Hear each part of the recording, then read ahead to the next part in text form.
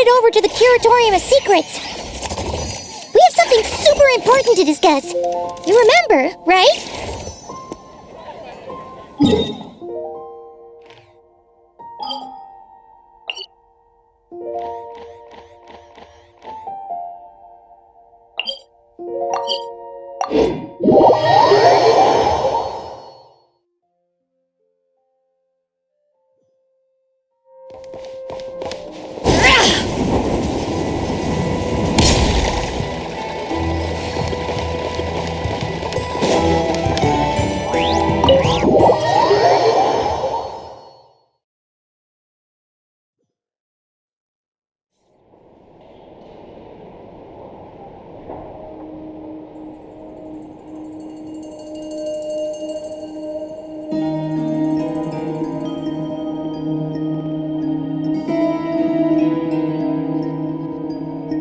Looks like the gang's all here! Yep, all ready. How about you two? Green and good to go? Paimon's ready! Great, let's get rolling then. Great. Well, first things first. Wait. Someone's here. We heard your footsteps, although... You've been here for a while now. I take it you followed the Traveler, but I don't sense any ill intent in you. Come on.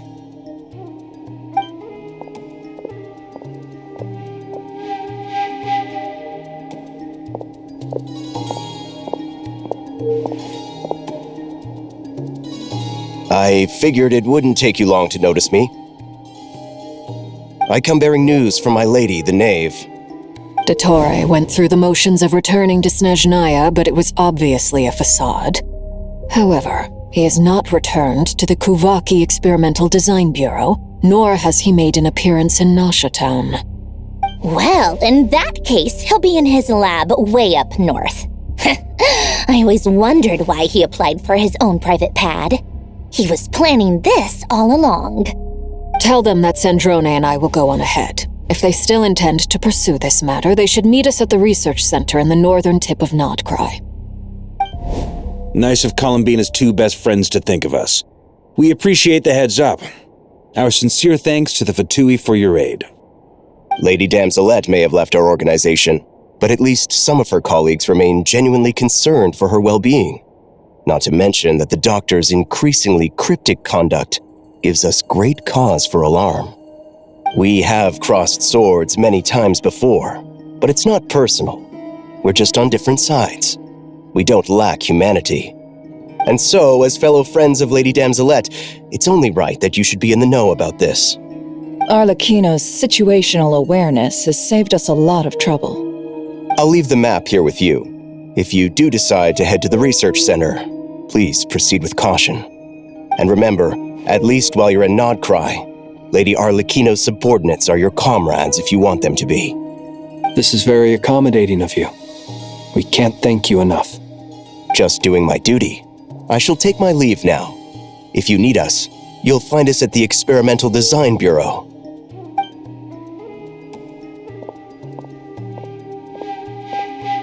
So, the Doctors left the Experimental Design Bureau and headed to some research center up north.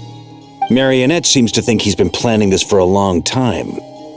But when did it start? Before he even arrived in Nodcry?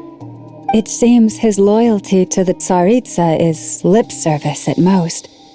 Behind the scenes, he may even be working against her. Whatever his motives, we know that he's decisive and incredibly ruthless. Facing him unprepared would be a recipe for disaster. At this stage, it's difficult to predict his next steps. I suggest we split into two groups. We need some people to stay behind and guard Nasha Town.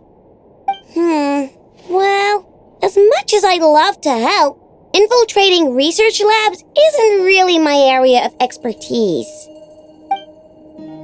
But at least take Cool Your Jet's Ducky with you. It should be some help during the battle. And as for Miss Inefa, I suppose you will stay to protect Miss Aino? Detecting operational logic. Protect Aino. Priority. Hi. Just in case, Servarka, I think it would be best if you stayed behind as well. You can leave the research center to us. I mean, I would have said the Knight of Berea should probably be out on the front line, but okay, fine. Leave Nasha Town to me. Be careful out there, okay? If things get out of hand, fall back right away. Yehoda will be on hand to assist you. In my absence, she can handle any intel gathering work. You got it, boss. You guys make sure to get back here in one piece, all right? We will. Things are moving fast. We'd better head off soon if we hope to keep pace. So, it's infiltrate a secret research facility, or... Yeah, alright. Paimon will help out here instead. Sounds like it's gonna be a pretty intense fight. We all have to bring our A game here. So, anything you need to wrap up before we leave?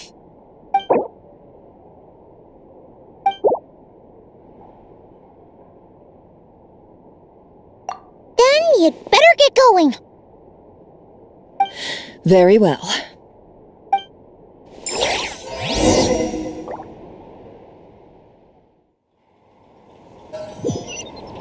All these broken machines on the ground. Someone got here before us. Could it be Arlecchino and Sandrone?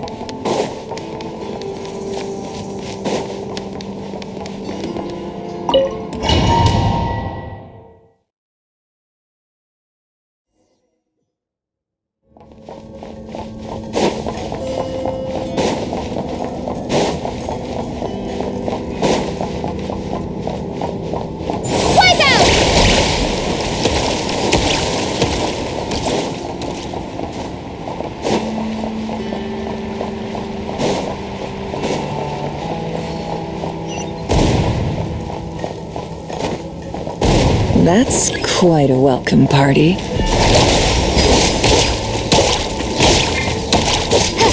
Close your eyes. Beware the creatures of the night. Let's be silent.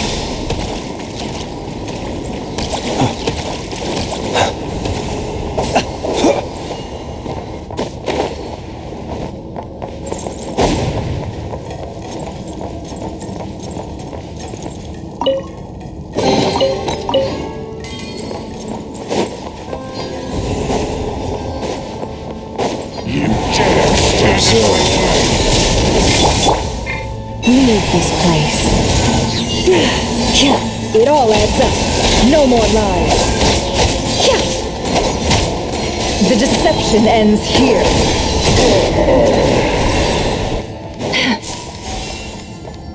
Get back!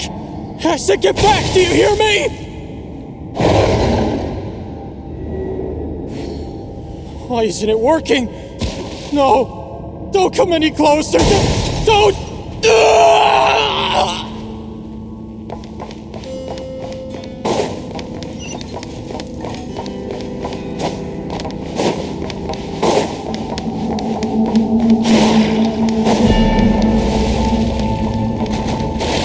It all adds up.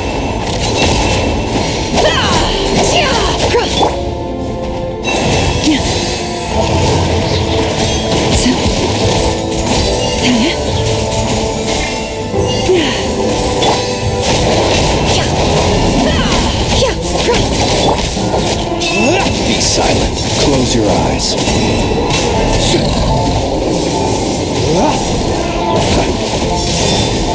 To dust. You poor soul. May your spirits find peace.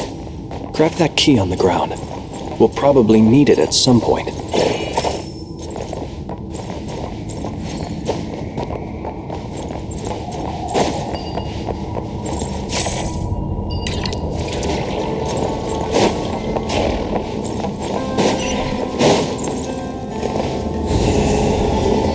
Watch out. There's no way through. Let's go around.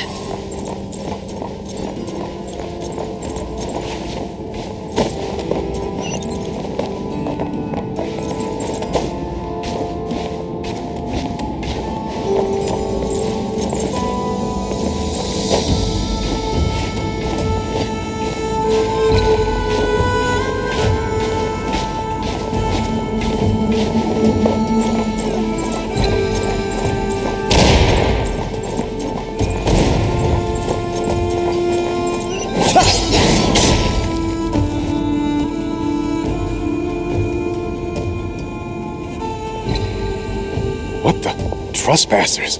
Here? What's wrong with you people? We're looking for the doctor, and we understand he might be here. I see you're fleeing the facility. You looking to settle a score with the doctor? Good luck with that. I don't think you have many chances left. Perhaps. But you might have a chance to live if you start talking. 2 other harbingers had the same idea as you. They're already inside. But what good is it gonna do? The doctor wouldn't do something like this unprepared. Seems to me that you're not too thrilled about being his subordinate. Also, is it just me, or do I sense monsters nearby? If you'd prefer their company to ours, that can easily be arranged. We need to know what the doctor is up to. Please, if you know anything at all, tell me. This is about more than us versus the doctor. His actions could have consequences for all of Nodcry. And perhaps even your homeland, Snezhnaya.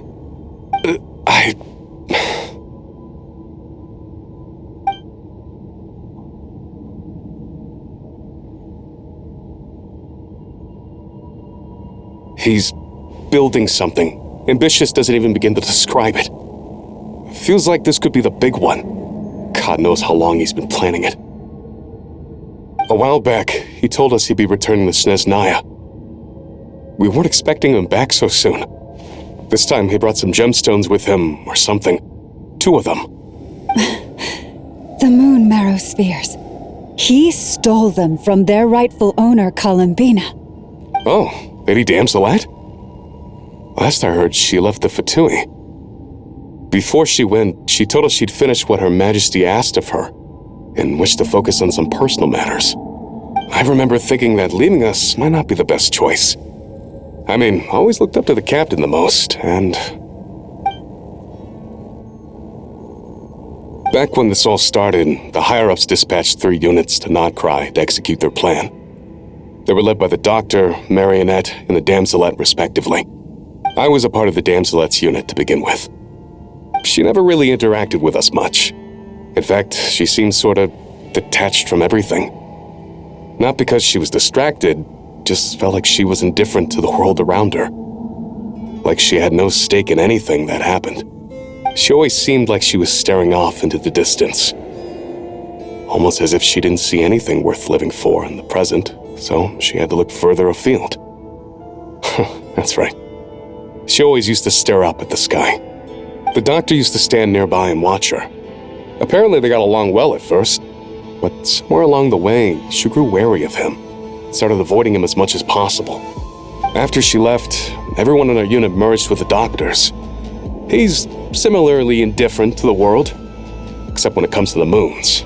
He seems to have big plans for them. Right now, obtaining the 3 moons is his #1 priority. He even said, if he can only get his hands on 2 of them, he'll create a 3rd one himself.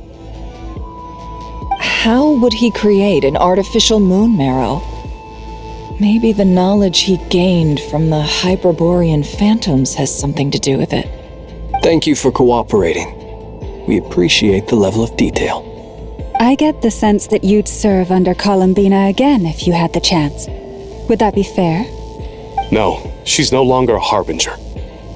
As a member of the Fatui, my loyalty will always belong to the Tsaritsa. I'm only telling you all this because I don't completely trust the Doctor. His actions do not align with the goals that first brought us to Nodcry. I understand. We'll do everything within our power to stop him. The Knaves unit is based at the Kuvaki Experimental Design Bureau. Maybe you can seek refuge with them. Well, now we know what's going on here. Artificial moon marrow. He's likely well on the way to completing it. Dottore's technological capabilities are far more advanced than I thought. I fear this could get ugly. Everyone, prepare yourselves.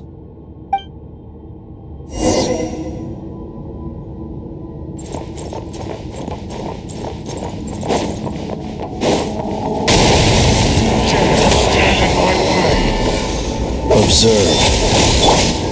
Forest, protect us. Can't hide this truth.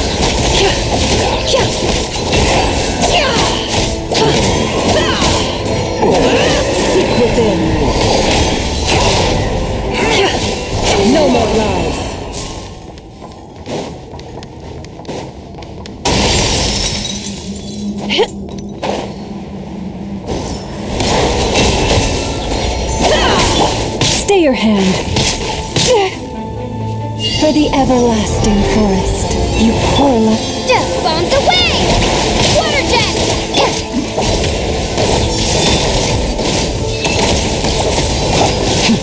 To dust. Be silent. To dust.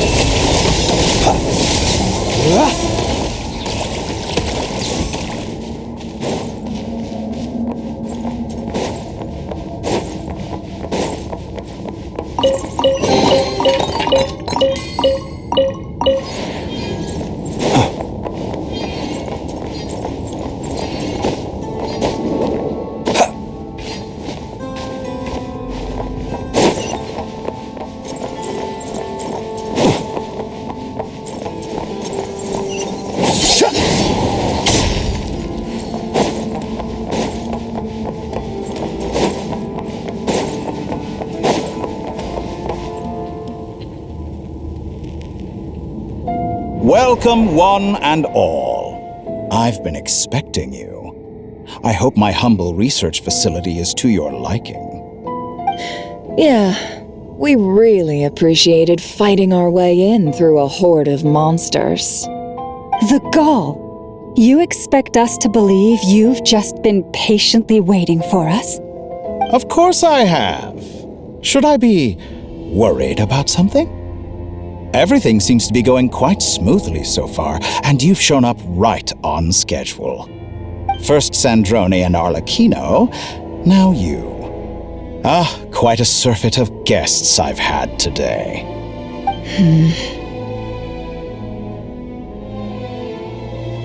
If you were looking for them, I should probably mention that Arlecchino disappeared as soon as she entered the facility. As for Sandrone, why, she stood right here only moments ago demanding answers from me at the top of her voice. Hardly out of character. She never was one for basic courtesy. But I have to admit, I was a little surprised to see her showing concern for someone besides herself. Does everyone you associate with undergo such a change in temperament? Speaking as a researcher, I have to say, it is not a change for the better. It threatens one's ability to remain objective. Well, since you ask... So you've got your hands on the moon marrow, and now you're claiming godhood. Don't you think that's a bit of a stretch, Dottore? I must protest what you are insinuating with that phrase, claiming godhood. I am not claiming anything. I am stating a fact. You're a researcher. I'm sure you appreciate the distinction between the two. Huh? Wait, you really think you're all that? You'll excuse me if I'm not being a polite little lady for you. We're colleagues. We both know what kind of person you are. By the same token, I knew you'd respond along those lines. You and I both understand that facts speak louder than words. To that end, I've had my people send you a small gift. It should go some way toward helping you understand my present position. What gift?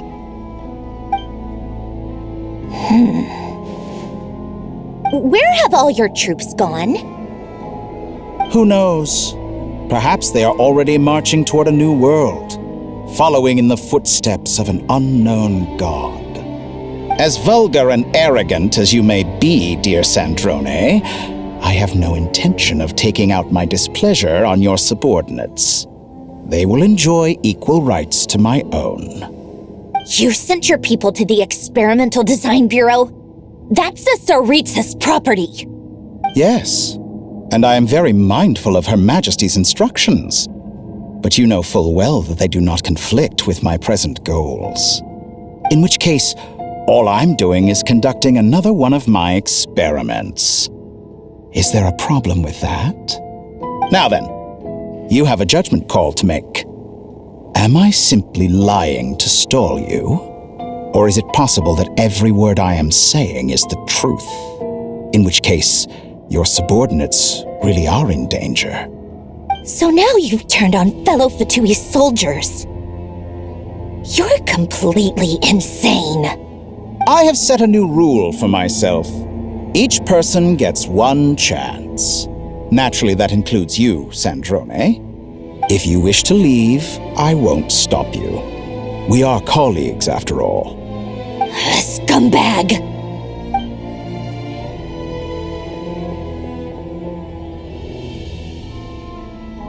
Still, I hadn't counted on Sandrone sparing any thought for the people of this world. Shame. I always found her self-centeredness to be one of her few better qualities.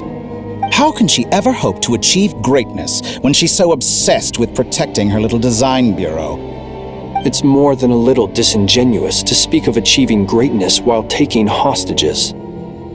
Or does honor no longer mean anything to you? Honor? I have the marrow of 2 moons in my possession and will soon complete the construction of a 3rd. I will be the god of a new world. And you speak to me of honor? How charmingly naive. Those are sacred relics. You do not deserve them. In my view, many in this world do not deserve to be alive. And yet I mercifully permit them to go on living, do I not? You'll come to regret your actions. Will I now? Let's see if you can make me.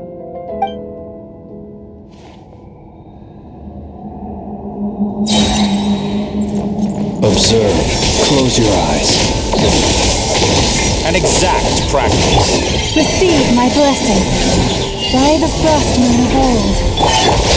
It all adds up. Can't hide the truth. The deception ends here.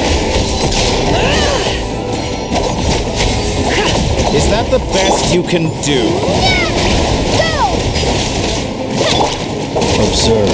Be silent. Observe. To dust. Leave this place. Target No more acquired. lies. It all adds up. Close your eyes. Be silent.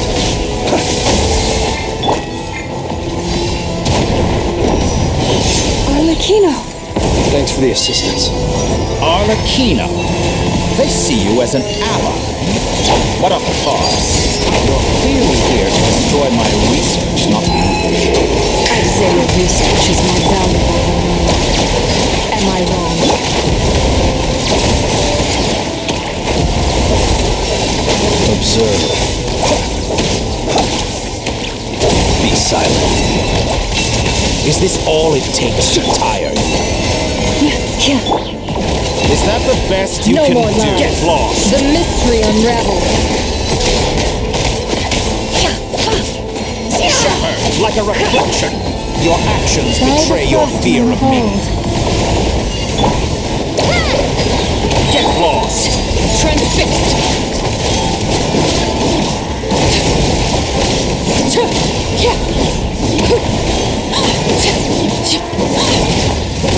Close your eyes. Is that the Be best silent. you can do? Night falls.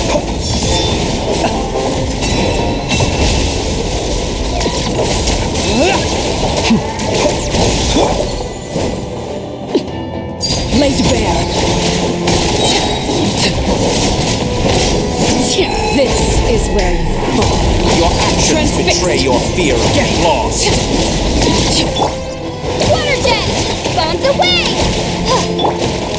An exact Observe.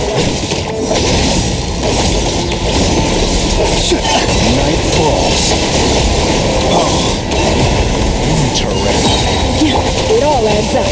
Can't hide the truth. Seek within. No more love. Dottore is too powerful with the artificial moon marrow in his arsenal. Fighting him is futile. Quickly!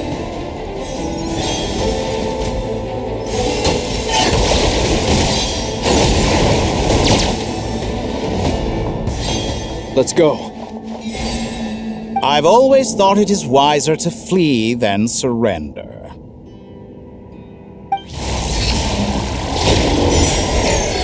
Watch out! What the? Forget about me! You should... Where's the traveler?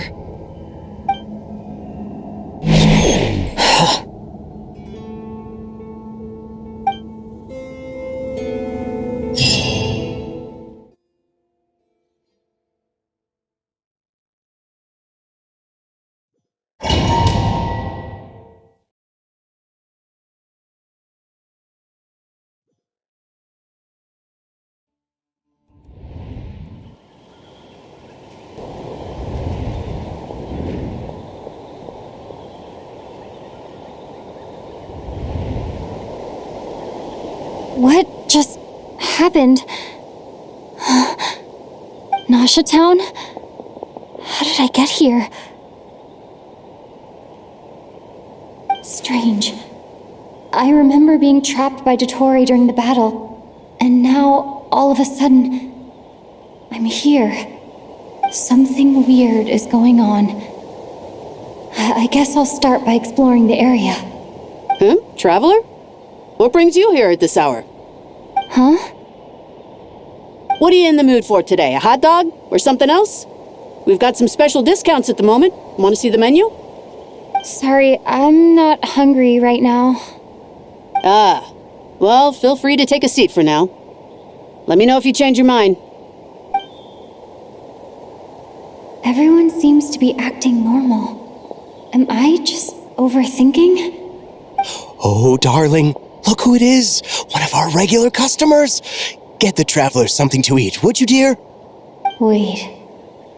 Why is he talking like that? Well, I'd love to, but can't serve a customer unless they order something. Anyway, I take it your business is wrapped up?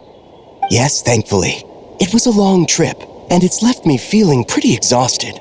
But the upshot is, I won't have to leave again for a good while. We can have some quality time to ourselves. Wait. These two are a couple? I see some kids around too. I didn't know they had a family. Hey there! I haven't seen you in ages! What's keeping you so busy? I've been looking forward to playing with you again. You forgot already? You're silly. Daddy brought you over to our house recently. We had some snacks together. What is she talking about? We've had a lot of customers over the last few days, so we've been real busy. And like my mom always says, some people are more than just customers. They're friends. Oh, another customer's arrived. I better go see what they want. This is all wrong. I never once heard the owner of this restaurant talk about their family. It certainly isn't a family-run business. And that child, I don't recognize her at all. Could this be a false memory? Very good. I knew you had it in you. Aren't you going to try the house special? When did he show up? No, none of this is real. You don't seem to like it here. That's fine. We can change venues.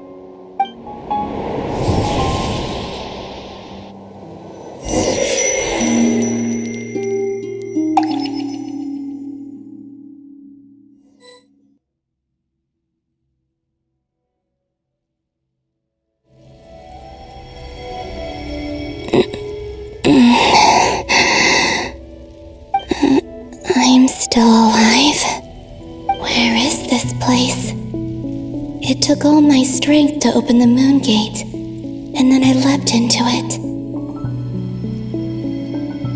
So this is the moon's reflection? The mysterious realm beyond the gate?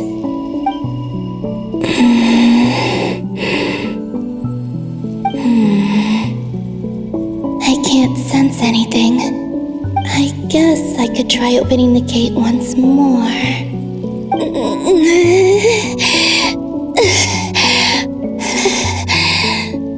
No response.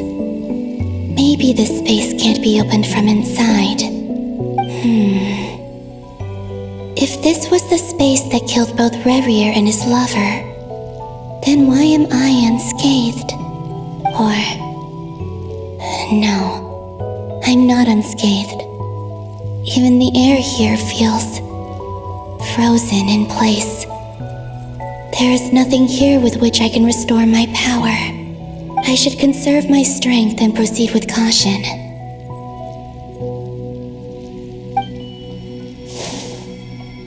I don't believe Dottori's scheming will stop just because I escaped. If there is any chance that I can get back to the others, any chance at all, I must return.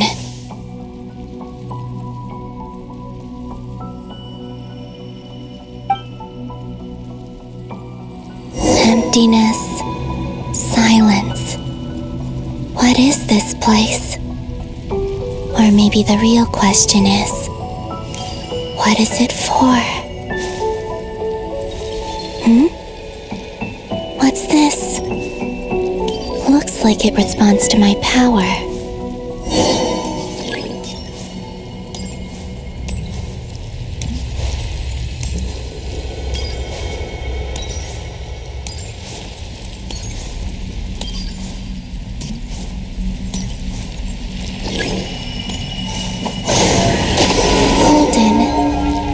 Like Kuvaki. Is it some sort of guide? And why does it feel so familiar? I might as well follow it.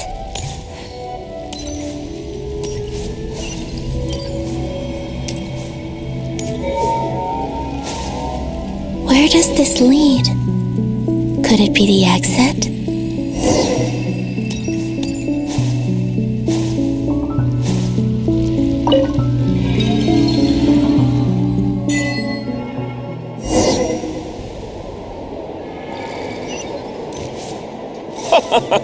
Welcome home, Moon Goddess! Is this Nasha Town?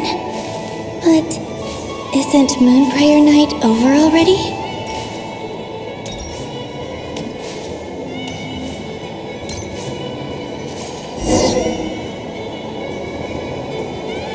Goodbye for now, Columbina.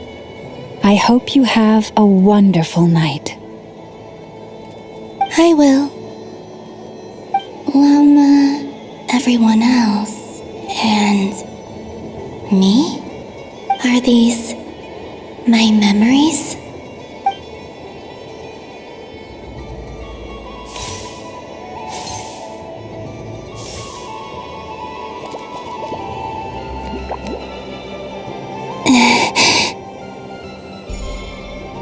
I can't touch them. It's as if we're separated by some impenetrable power.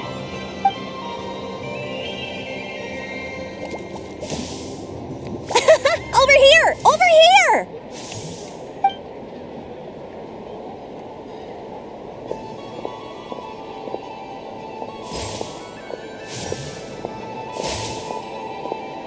But the people in these memories pass right through me. Just like when I disappeared. If only I had known what would come to pass after that.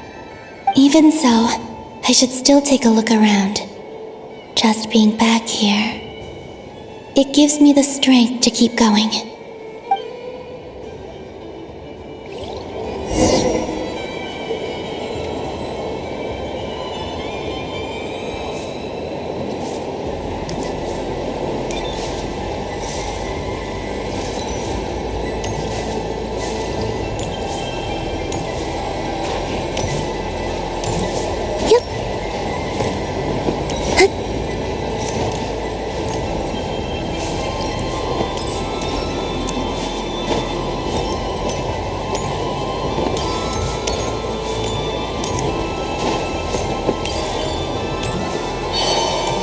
Welcome home, Moon Goddess.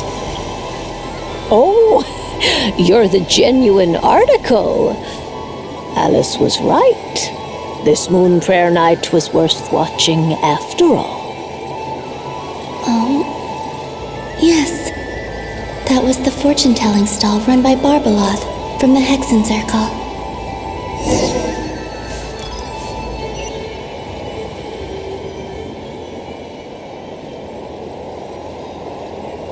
Please, draw the first lunar arcana. This represents destiny and is the foundation for the divination as a whole.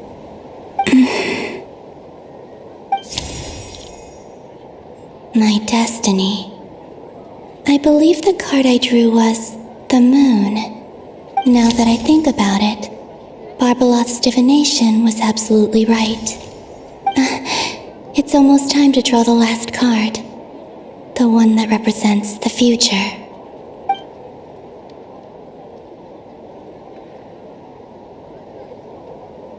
That was the card that popped out on its own. From Here, I think.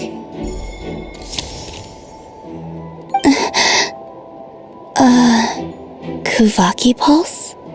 What? Fascinating. I've never encountered this before in my role as a diviner. What's going on? Did that card leave the deck? Because of my influence? All I did was try to touch it, and then... Maybe this memory space is not untouchable after all. Are there weak points in the barrier? Or is it possible that there's more to this space than my memories alone? This card is death. I need to get to the bottom of this. I'll try touching something else.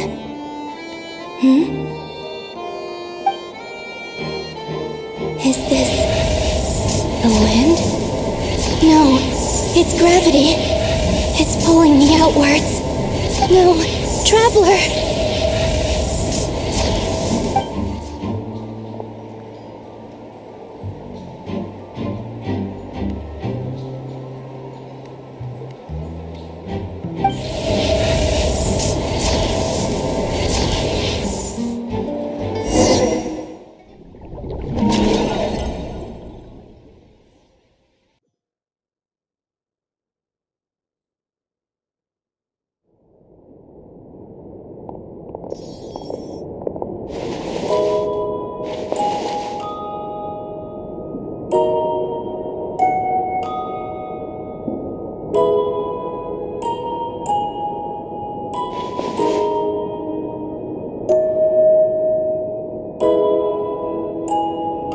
Paimon, listen to me. From the bottom of our hearts, we are so sorry. We completely understand how you must feel. The Traveler is trapped, and we all feel responsible for it. Don't say that! Paimon's not a little kid! You didn't leave her behind on purpose! There was nothing you could do!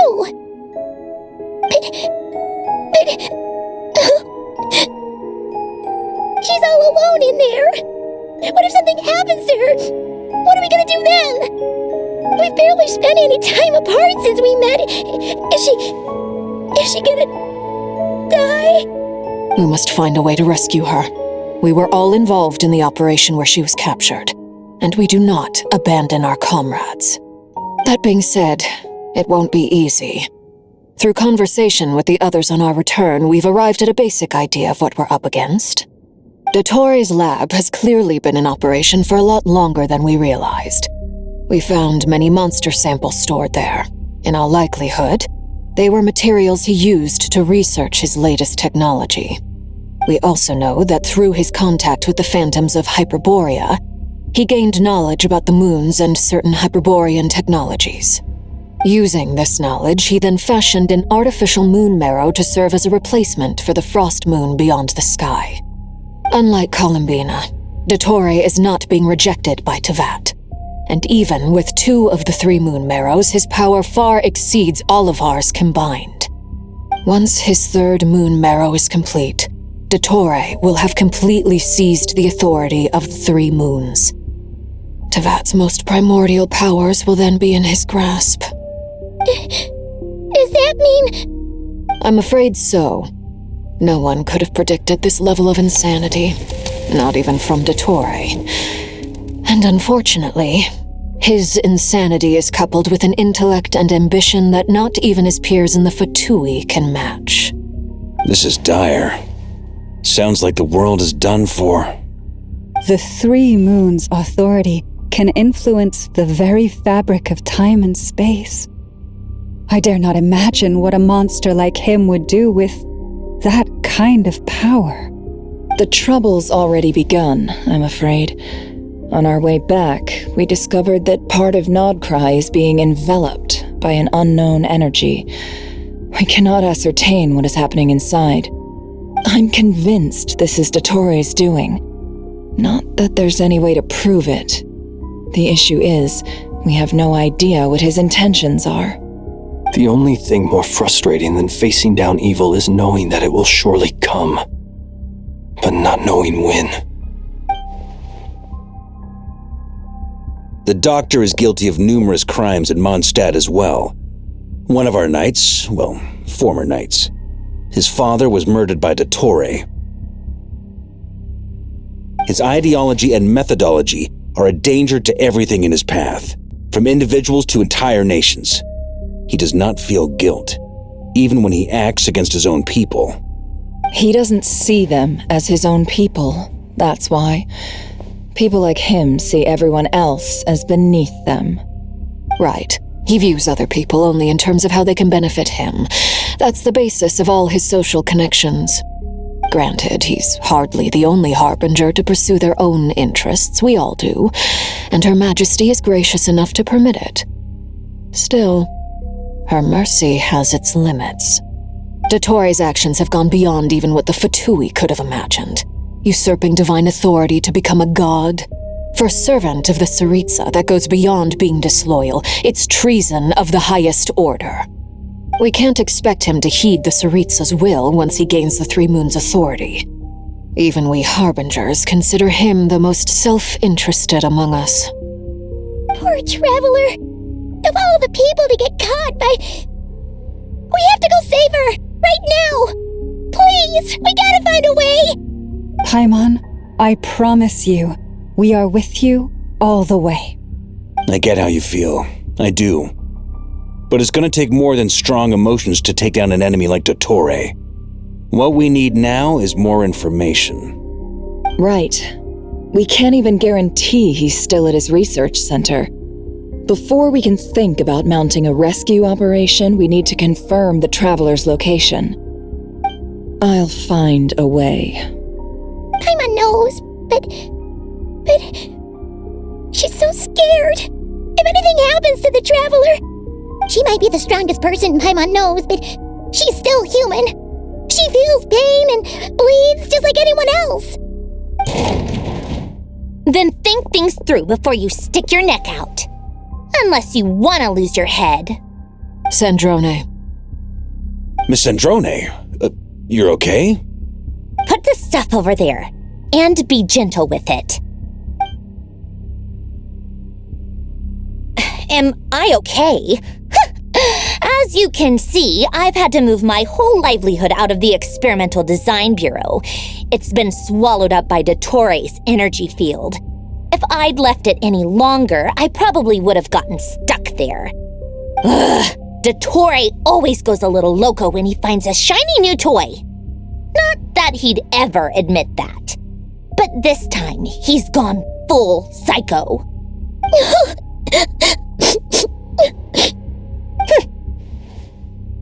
Just go ahead and cry already. Sorry. Paimon's not trying to make it seem. It's just... She can't... Oh, Paimon. Let it all out. There's no shame in it. When you're overwhelmed by fear and despair, crying can help get it out of your system. You'll feel better for it. Okay then, while the baby of the group is having a moment, how about the grown-ups get to work? Give me your hand. You've made a discovery? Polonia, scan.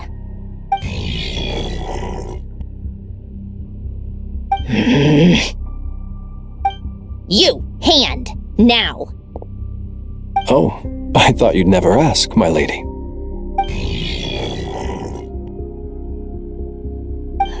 Curses! You're next, then you.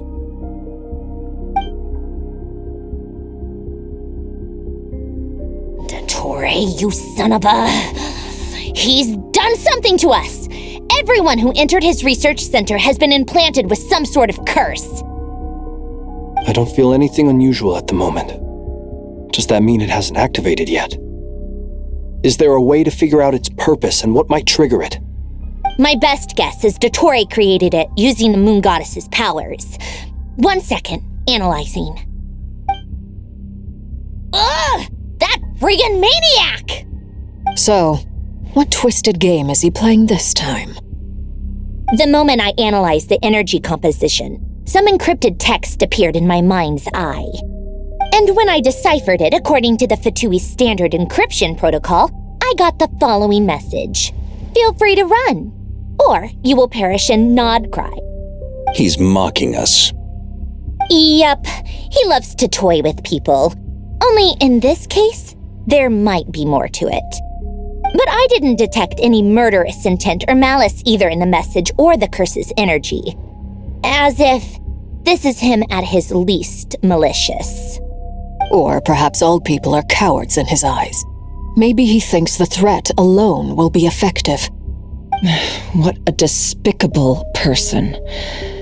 And he has the Traveler in his grasp. If I may, as unhinged as Dottore may be, he has always exercised great patience with the objects of his interest. I remember a comment he made when we first arrived in Nodcry.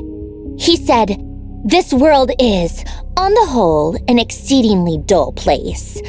But at least there are a few intriguing features, such as the gods or the Traveler. Presumably, they interest him because they're unknown quantities. He wants to understand as much as he can about them." Agreed. The Traveler is Teyvat's fourth descender. All Harbingers are aware of this. Since Dottore took such pains to capture the Traveler, he is unlikely to kill her right away. Okay, but we still have to do that rescue operation. Of course.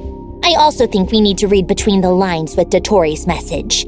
If he's encouraging us to run, that means we mustn't leave Nodcry under any circumstances. My guess is, his curse will only trigger if we leave.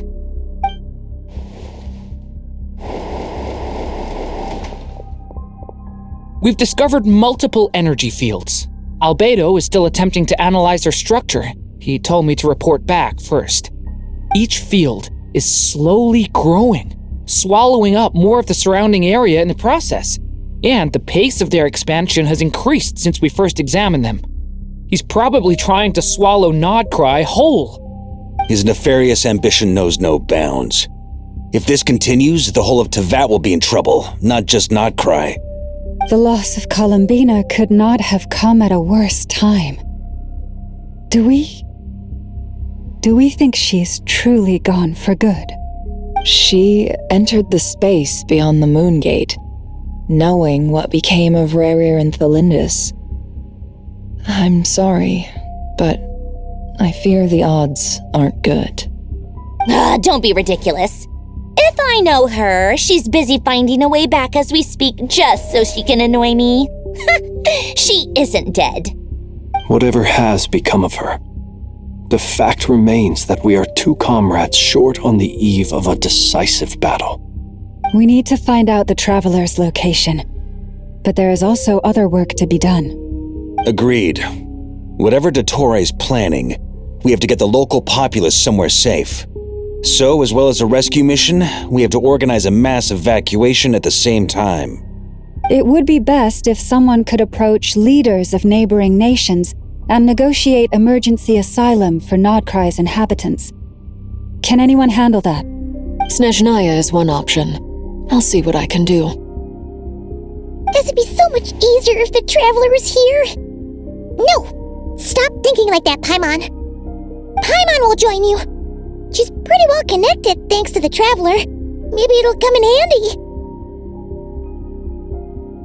Either way, that's what the Traveler would do if she was here.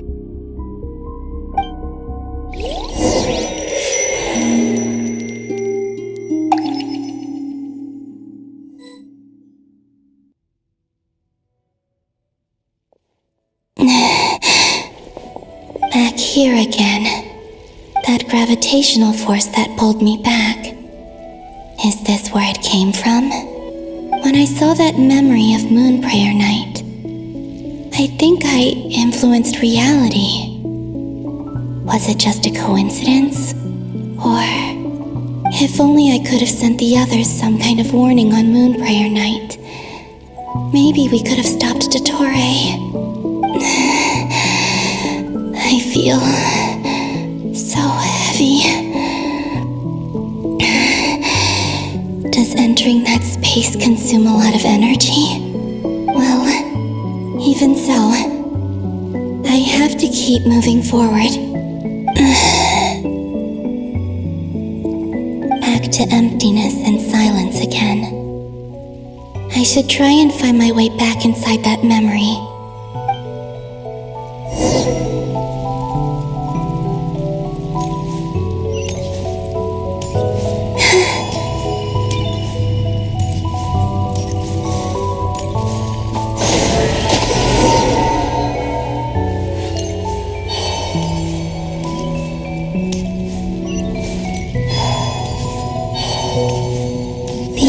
From last time isn't showing up.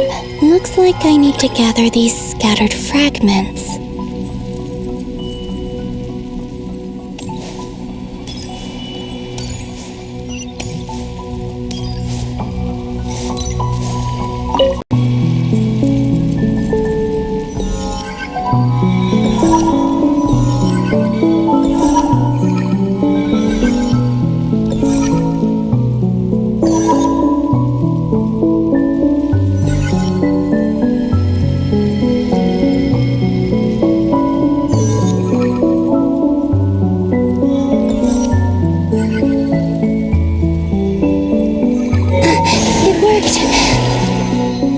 Hopefully I can stay inside for a bit longer this time.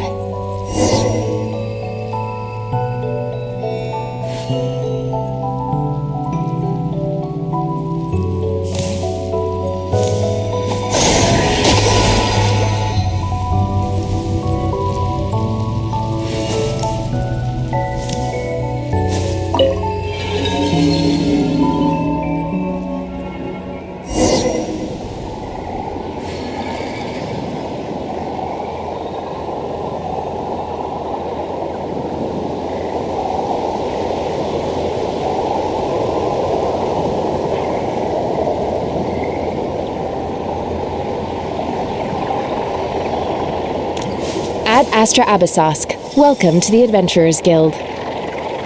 What? This doesn't look like Moonprayer Night.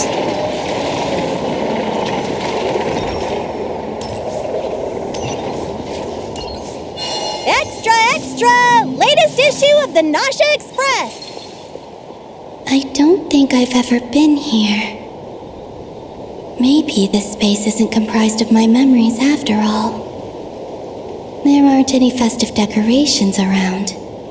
Is this Nasha Town after Moonprayer Night ended? Did Dotori's plan not affect the town? Or is no one aware of what happened because he used the Three Moons' authority? Let me see if I can influence anyone else. So, what do we do next? Wait, that voice. Paimon? The most important thing right now is to find that mage. Lauma the Traveler and Mr. Varga are here too.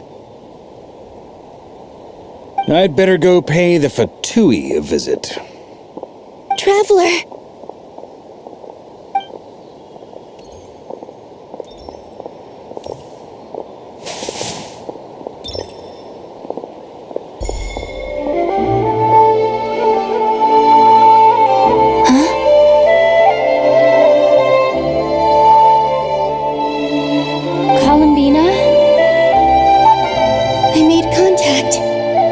It's me, Columbina. Huh?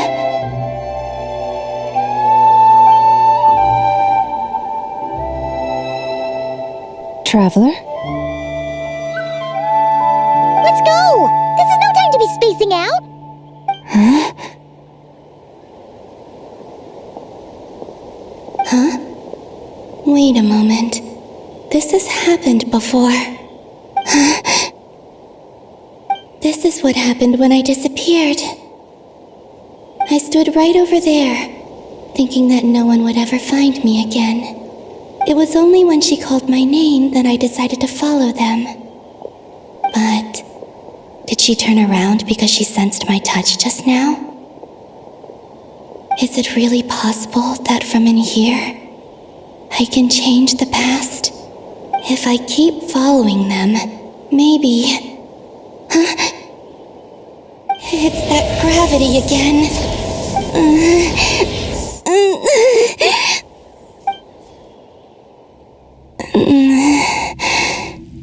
Every time I influence reality within that space, this force intervenes and pulls me back.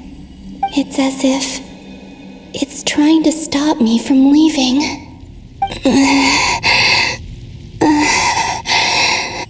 I'm getting weaker and weaker.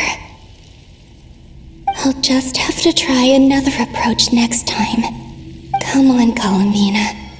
Keep going. You have to tell everyone what happened.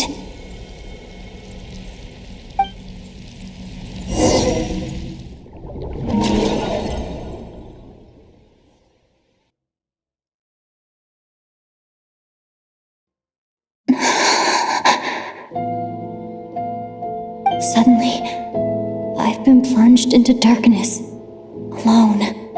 It feels strange, as if something has grabbed hold of me.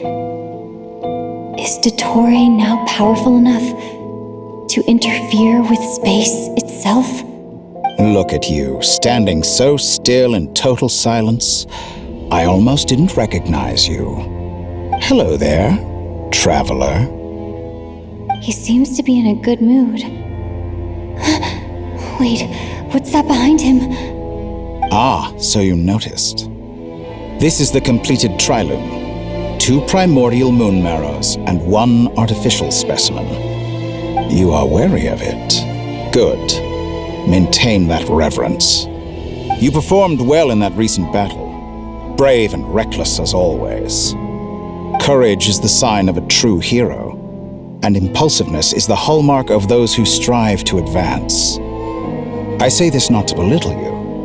Most creatures are far more timid by comparison.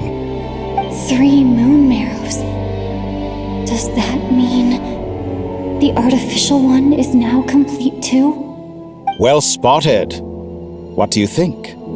For a replica I built myself, I dare say it looks the part. Dottore, are you planting illusions in my mind? I have no interest in fooling your eyes. On the contrary, I hope to show you the true essence of all that you see before you. Is this not a beautiful city? People live in peace and find joy in their work. The streets are safe. People can even leave their doors unlocked at night. You might say it is the Elysium everyone dreams of. All available data indicates your values and worldview conform with the mainstream. This kind of society should be quite to your taste. False beauty is deceitful. Lies are to no one's taste. I wonder, is it your moral standards that are too high, or your expectations of reality? Answer me this. If someone existed in a sweet dream from the moment they were born, a dream in which they never once felt pain, which do you think they would consider superior? The dream or the reality? That's pure sophistry. It has nothing to do with your actions. As I suspected. You have yet to understand all of this for what it really is. What do you want from me?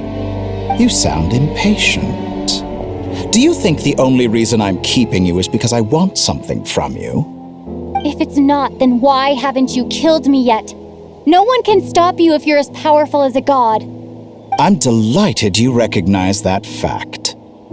I believe we last squared off in Sumeru. Ah, the memories. How time flies.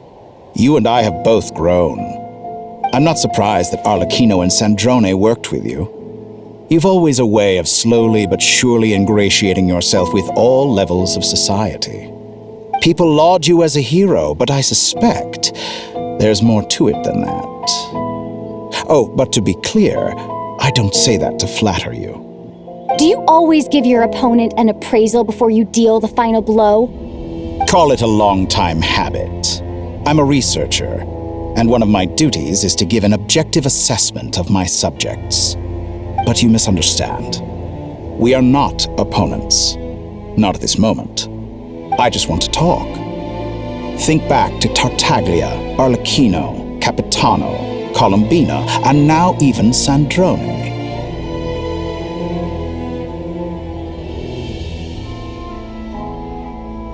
You've worked with each of them in the past. I believe you can work with me as well. What makes you so sure? Well, why not? Should the good associate only with the good and the bad befriend only the bad? I like to think we could have a more mature relationship than that. Surely you don't think all your relationships are grounded in friendship or shared ideals. People come together because it benefits them to do so. If you think of the people you admire, you must surely admit that they have provided some benefit to you. Morality, ambition, dreams. People have plenty of words to embellish the nature of their relationships. But once you break free from those ethical frameworks, you will see that the only thing connecting the two of you is mutual benefit. And that is what I'd like to talk to you about. We're finally getting into it. He's probably been planning to kidnap me for a long time now. But for what exactly? He has the authority of all 3 moons. I won't be able to gain the upper hand in a fight. Best if I pretend that I'm willing to negotiate for now. You say you're a god, but you also speak of mutual benefit. What could a god want that the 3 moons cannot provide? Excellent question. But before I answer, I would ask you the same thing. Gaining Columbina's allegiance was a rare and extraordinary feat. But the Moon Marrows are now in my hands, and I have the edge over her. For this artificial moon is not being rejected by Teyvat. Her identity and lineage may have been a thing of glory in the old world, but they were also shackles that prevented her from ever integrating into Teyvat. I, on the other hand, you may view me as a thief, but I have overcome that limitation. So what is it that the 3 moons cannot grant you? What stops you from negotiating with me to get what you want? I don't make deals with lying psychopaths. That's quite an accusation. Are you expecting me to get angry with you? Well, this is one aspect in which my personal growth has served me well. In the past, my less mature self might have been disappointed, perhaps even angry, over a small setback like this. Like when you and Lesser Lord Kusanali joined forces to oppose me, for example. But things are different now. Just as the rich do not quibble with the poor, I no longer find myself perturbed by these trivial affairs. Human relationships end with conflicts of emotions and interests. But relations between humans and gods are different. And ours is even more unique. I have ascended to the highest heights and laid claim to unprecedented horizons. And you were no ordinary person to begin with.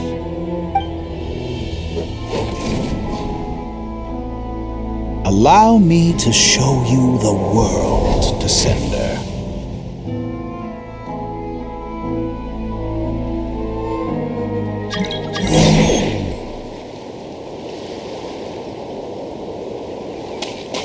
Stand, walk, jump, sit, and lie down.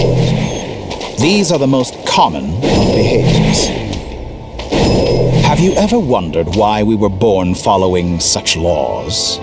Who stipulated that we could not fly instead of walk?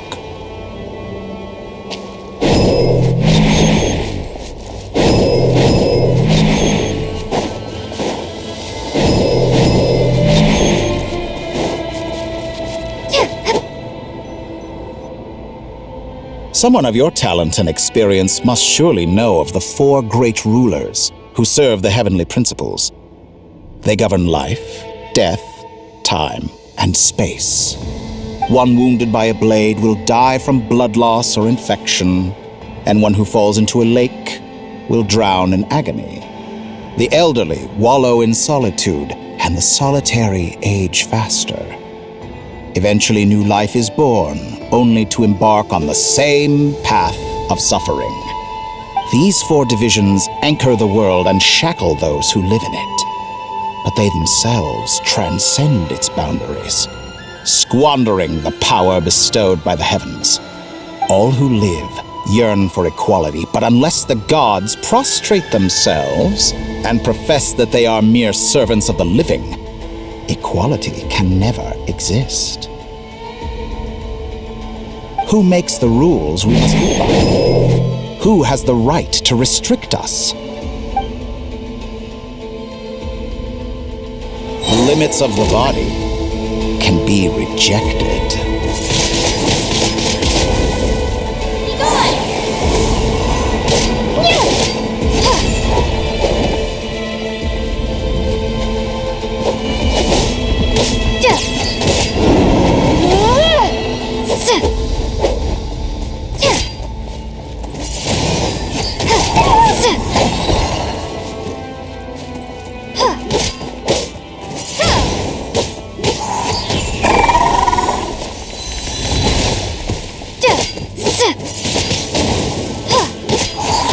How does it feel to be among those with absolute power? You cannot conceive the extent to which your flesh hinders your mind and spirit.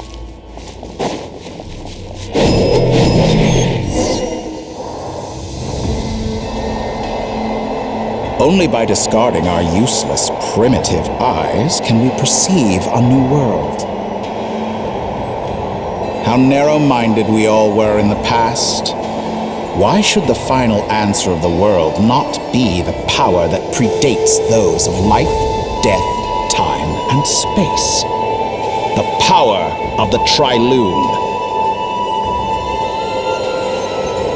Through it, I have glimpsed new experimental possibilities.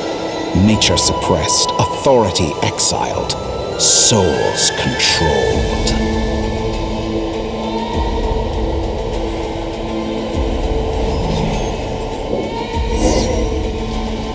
You know, I heard recently that a group of critics reviewed countless stories and drew an interesting conclusion. They found that it is more often than not the villains who strive tirelessly to push the boundaries of progress. In fact, long before this, someone voiced a similar idea in an academia editorial. I felt a great affinity with this perspective. I have never been afraid to step up and play the role of the villain. Fanatics are trampled down for their transgressions, and those who transcend are rebuked for their audacity. And so, the majority of creatures are too timid to follow my lead. But all sacrifices made during my experiments have been worthwhile, as you can now see. I can offer you something new, something unique, precisely because I am a villain. Think about it. We are eternally bound through mutual interest. Can you truly say you would never turn to malice if it could give you the life you dream of? After all, what value do perfection and purity really have? They are fragile and feeble things, utterly tedious. I say, better to be governed by a flawed humanity than a gnosis. The true seeker of knowledge is the villain who undergoes countless tribulations in pursuit of their goal. I'm sure many people have told you that you're different. Because I'm a descender? Exactly. Very clever. But what has that got to do with you? I do not conceal my wicked deeds, my selfish desires, or my greed. A true researcher must act as I do if they are to understand and speak of the truth. And yet, a knowledge seeker like myself will inevitably grow tired of studying Teyvat beyond a point. You have traveled to all corners of the world and met many people. Along the way, there have been moments when you were misunderstood or even became a wanted criminal. And all the while, you have spent your days doing some of the most mundane jobs in the world. You fight and toil, claim minuscule rewards from my friend Pantalone, then you fight some more, winning some battles and losing others as your search goes on. And this cycle continues, with no end in sight. Surely you must sometimes grow weary of being stuck in this same loop day after day. We're completely different. I embrace everything that life throws at me. I am engaged in every step of my journey. How does that make us different? I too embrace what life brings, researching everything that interests me. Think of all the novel things I've managed to create, like the artificial moon marrow. Don't you see? As unique a specimen as she was, even Columbina is not irreplaceable. Take that back! She's gone because of your actions! I didn't say that to anger you. Though admittedly, I don't see what there is to be angry about. Anything Columbina could do for you, I can do better. I know what your ultimate goal is. You wish to walk the path your brother walked and seek answers from him at the end of that journey, don't you? Someone like you could never understand what it feels like to care about another person the way I care about him. Perhaps not. But that doesn't mean I can't help. I could find your brother right now, bring him before you, and make him give you the answers you seek. Don't be so presumptuous. You'll never begin to understand the situation between us. Oh, no. This is no presumption. I'm only offering what I know is possible with the power of the Triloon. But it seems like you would sooner continue with your journey through this world. Why? Do you truly desire this journey? Or is it simply a necessary process from which you cannot escape? Think of all the time and energy you have spent, everything you've had to endure just to make it this far. Is this really what you want? Or has your hand been forced by the promise of that final answer? Yes, you have made many friends. But do they ever spare a thought for the void in your heart and what it yearns for? What you want is not friends. It is family. But do they know this? I, on the other hand, am far more considerate. Join my experiment, and in return, I will bring your meaningless journey and all its struggles to an end. This is a malicious attempt to manipulate me. But at the same time, he's stating some very human truths. Of course, he's right about my predicament. How can I deny it? I have faced ungrateful strangers, never-ending troubles, an endless quest for answers. I want to see him. After everything I've been through, words can't describe how much I miss him, how much I want to be reunited with him. Wherever you are right now, do you miss me too?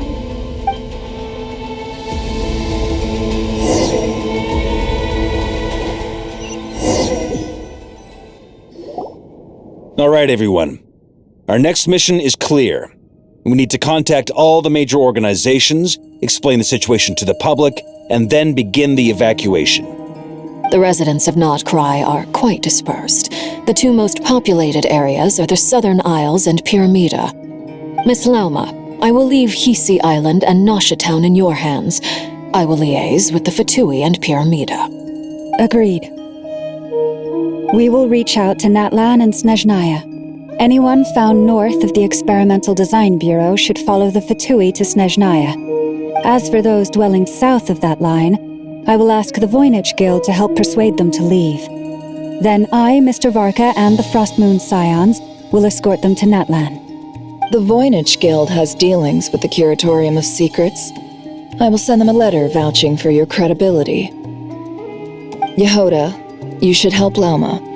This is too big of a task for one person. My wish has come true. You're willingly lending me your most capable employee for the day. Well, good for you if all this only takes a day. Of course, if it takes any longer, I'll be charging a fee. Boss, wait! Don't I get a say in this? Oh, I'm sorry. Something to add, Yehoda? Well, no one's more important to me than you, boss. And remember how Lauma healed your eyes after that big battle? I think that's worth at least 2 or 3 days' work for the Frostmoon Scions. Are you completely incapable of acting in your own self-interest? Or do you simply devalue your own labor? Are you sure you don't want to come with us? Who will see to our other work if we're all busy evacuating residents? Sandrone insists that Columbina is still alive, and we have a traveler to rescue. There's much to be done. But boss, I'm just worried that... Well, Nefer, I'll link up with you once my tasks are complete. What makes you think I'd need you to do that? I'll need it.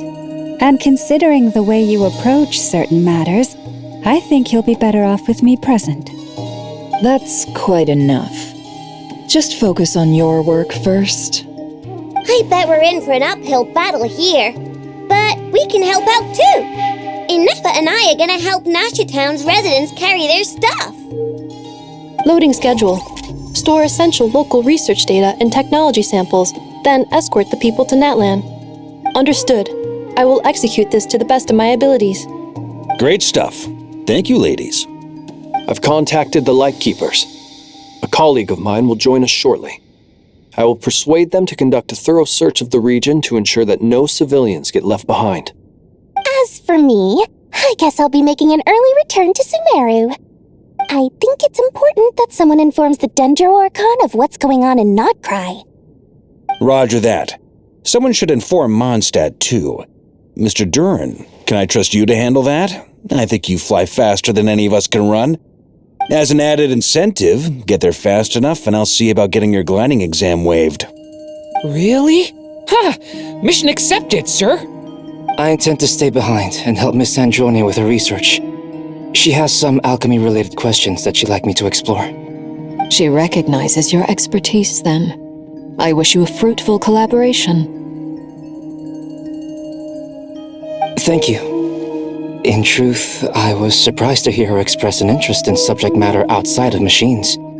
I believe she has been investigating some Fontanian technology recently. She made a point of bringing the relevant materials with her when she left the Experimental Design Bureau. She's sorting through everything in her room as we speak. I should mention that we have one other friend who isn't present. He hasn't made his position in all of this clear. But if we know anything about him, he's likely investigating on his own. Paimon's been very quiet today. But I know how close she and the Traveler are with the Natlanese. She should come with us to the border. Okay. Paimon will do her best. Make sure to heed Sandrone's warning. Many of us have been cursed by Dottore. As such, under no circumstances should anyone cross national borders. Remain within Nodcry. That aside, personally I have faith in Columbina. Things look grim, sure, but who knows how it'll play out. Same goes for rescuing the Traveler. Both of them are important allies and friends. We'll be counting on you to gather intel on them, Miss Nefer. Oh, wonderful. You're all here.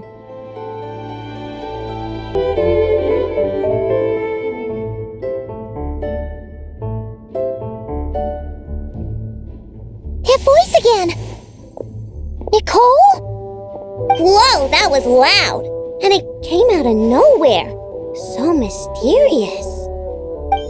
Sorry, this is the only way I can speak to you all right now. Please accept my apology. Anyway, time is short. I'll cut to the chase. We're still facing quite a catastrophe here at the world's borders. Alice has roped in every Hexen Circle member she can get a hold of. Except for me. She told me I had to come and help you all out as a matter of urgency. I quote, "You love talking, don't you? Well, now it's finally your time to shine. Take these. Make sure the whole party gets one each. You'll be in charge of making sure everyone stays connected." Huh? Is this a Dodo communication device? Scanning. Unknown device. Analyzing. Unknown device. Conclusion. Cute. Affirmative. It is cute and good. I believe that I quite like it. This is no ordinary Dodo communication device. It's my very own special modified version, specifically... sorry. I almost went off on another tangent there. Anyway, help yourselves.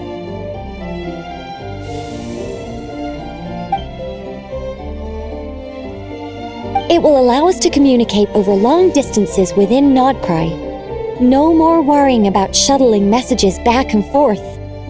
What astounding technology. Am I right in assuming that it relies on your personal abilities to function, Miss Nicole? Yes, exactly. Right on cue, Albedo. I'd love to brag to you all about how it all works. But no, next time. Anyway, I'll be right with you all, serving as a communication hub. That's all from me. Head off as soon as you're ready. I'll be staying here to keep watch, and I'll be sending you my blessings.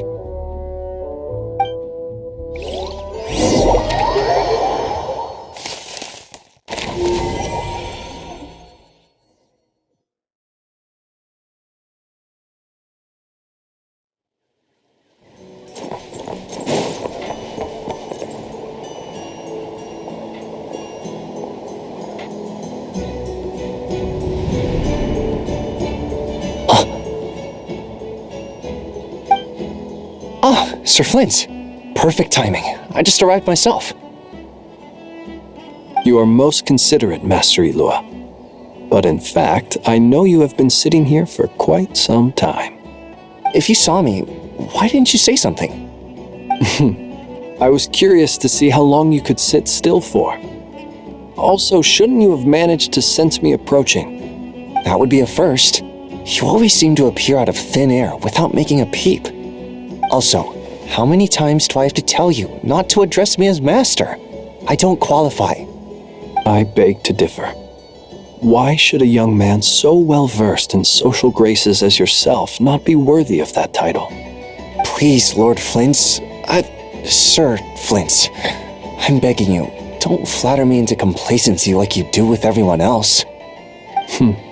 You understand me better than most. My newest acquaintances tell me I love complimenting others. What do you think? I think they don't understand why you do it. You just love puffing people up till they're a big, happy ball of hot air that floats away into the sky. In all sincerity, I can only hope that they bring good tidings when they come back down to Earth. Is the situation that bad? We just held a strategy meeting. Let me fill you in.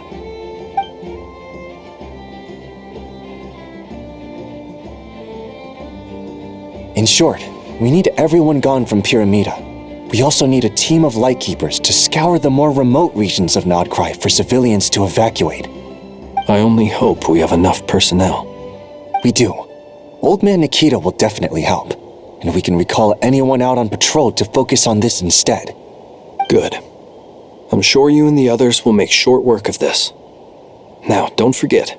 Once you've completed this task, make sure you and the rest of the team evacuate to either Snezhnaya or Natlan as well. Flint? If you've got something to say, Master Ilua, why not guess what I'm thinking right now? You mentioned that you have something else to deal with later. How difficult is it going to be? I doubt it will be easy. I know you're a lightkeeper, and it's your duty to protect others in times of crisis. But I have a feeling that you'll be walking into grave danger. However bad things have gotten in the past, Nodcry has never faced a mass evacuation before. But from the sounds of it, you don't intend to come with us. I don't mean to pry, and it's probably none of my business. But whatever it is you're intending, you don't have to go through with it, you know. I've been afflicted with some sort of curse, and I'm told it may well trigger if I set foot outside of Nodcry. As such, I cannot leave. I have to act, if for no other reason than to fight this curse. What? No. Why? Why would anyone want to curse you? There are plenty of people out there willing to trample over others in pursuit of their own goals. Frankly, Sir Flint, I am furious. You're making light of what is an incredibly serious situation. Indeed I am. And? And what? I told you, I'm furious about this. Nothing I can do about it, I'm afraid. Things happen, and we just have to deal with them. If you find yourself feeling angry, perhaps start by drinking a big glass of water. Hey, you mean you're completely unmoved by my anger? I'm devastated. Then allow me to express my sincerest regret. Come by the lighthouse sometime. We'll catch ourselves a few fish, have a little barbecue, play some cards, and bask in the sun. Maybe I need to spell this out. Lean in a little, Flint's. Oh my, this doesn't bode well. Word is that you were caught up in a real horror show recently. People were amazed that you returned safe and sound. They've been debating whether you're even human. I've returned safe and sound from plenty of crises. When you say people, do you mean other people, or do you just mean you? Fine. I'll be frank. You're not human, are you? Heavens. Now that's a horrifying thought. You know what? Forget it. We'll revisit this once it's all over. A sound plan. Albeit a little ominous sounding. Just promise me you'll come back in one piece. All right? For you, Master Ilua. How could I refuse? Also, please pass my regards on to our colleagues. Tell them, thank you all for your assistance.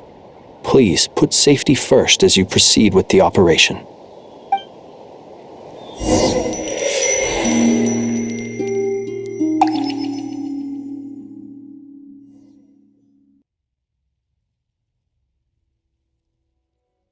I have to keep searching for a path toward reality.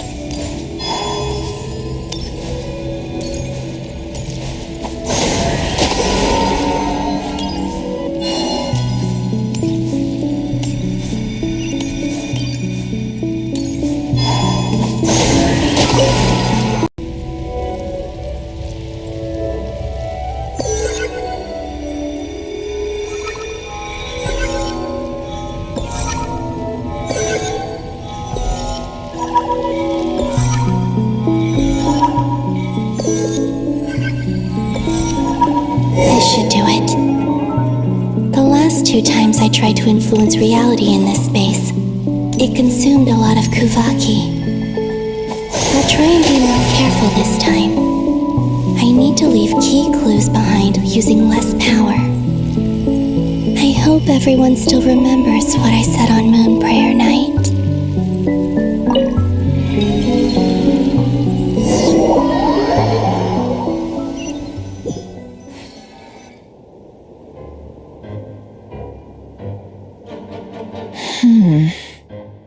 Nothing here either.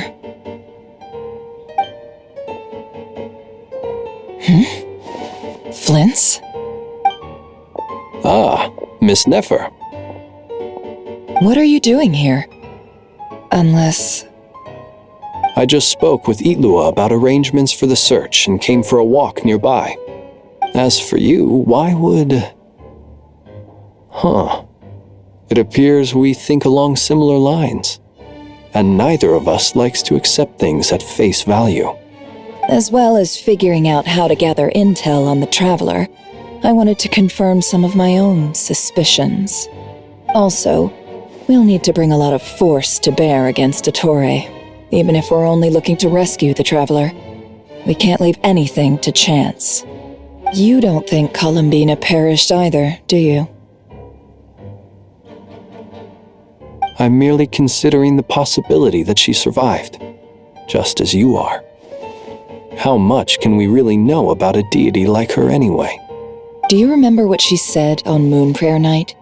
About using moonlight to send messages to us? Of course.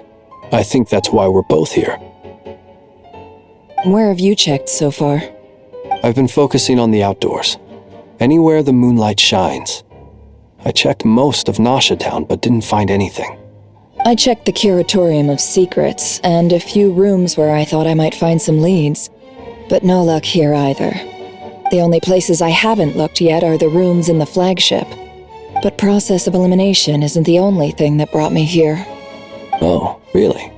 What's your other reason? After all that build-up, our mystery ally never showed up even once!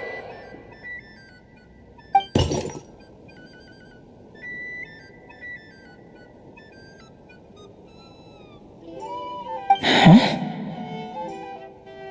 Am I imagining things?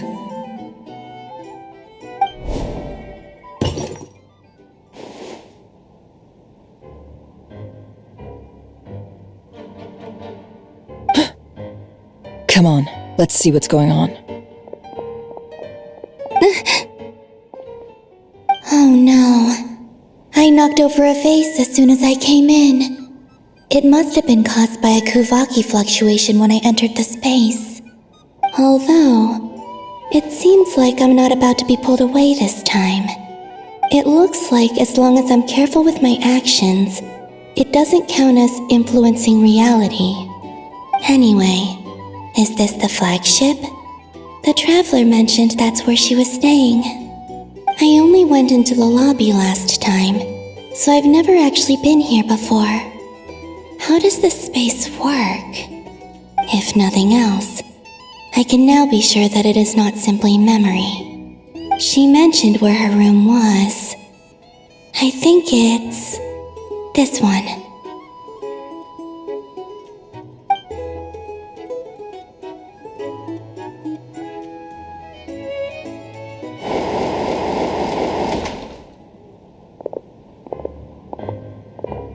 The door is closed, but if this is anything like when I disappeared, then maybe...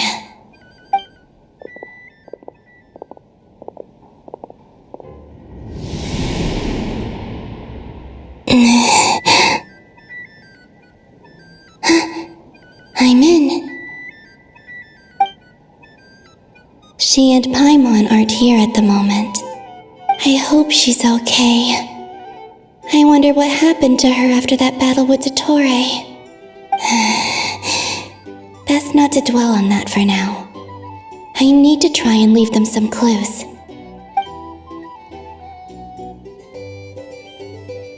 Please, Traveler. I really hope you find this.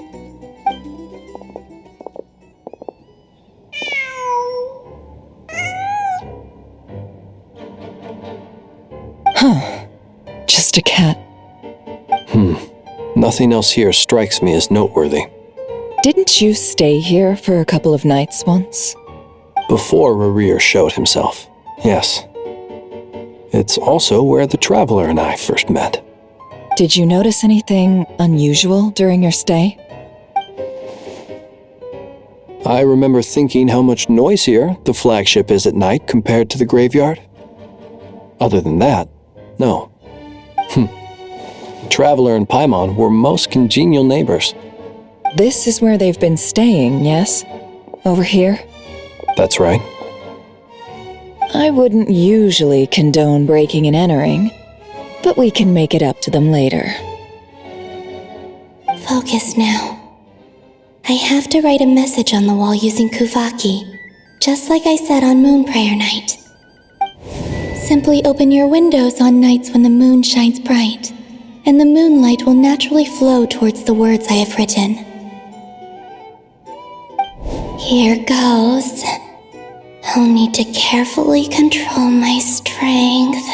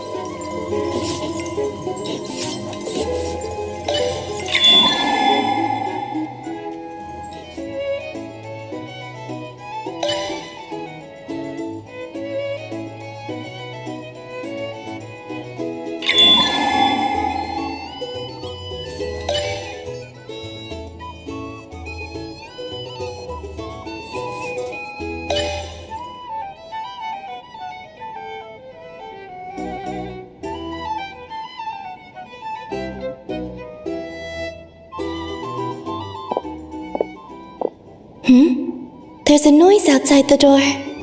Is she back?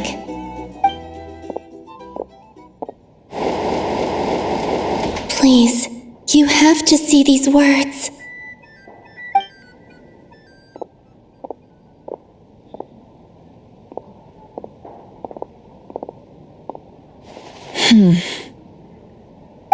Well, do you sense anything?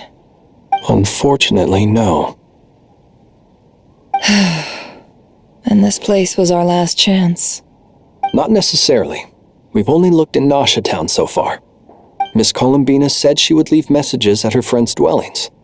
It's still worth checking where Miss Lauma lives and where I live. Let's try and make some time to look into those then. Wait. What are you waiting for? Paimon might have overeaten slightly. What's that look for? This is a victory feast. It's normal to eat a little more than usual. The Traveler and Paimon. It's really you. But why are they talking about a victory feast? You worried Paimon sick while you were out there fighting Rare, so this is your chance to make it up to her, alright? Wait. So this is the night after the battle against Rare. How did I end up here? That's quite a long time ago now. Wait. Time. That's it. Every time I've entered reality within this space, it's been at an earlier point in time. Every one of those points has been before I fell into the moon's reflection. And everything I've done to affect reality really did happen in the past. Does this mean that within the moon's reflection, time flows backwards?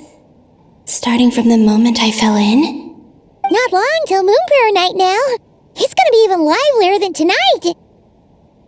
Although, it's gonna be sad saying goodbye to the damselette. She seems like a really nice person.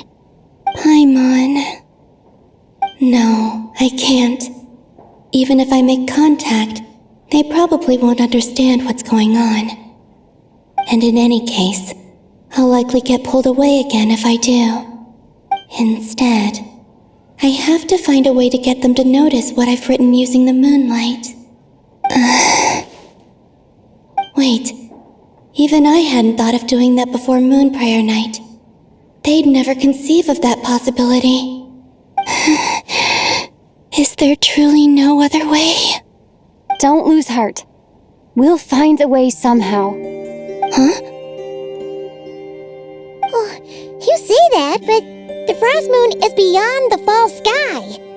If we wanted to go visit her, how would we make it through to the other side? We might not have all the answers now, but I'm sure we'll find a way one day.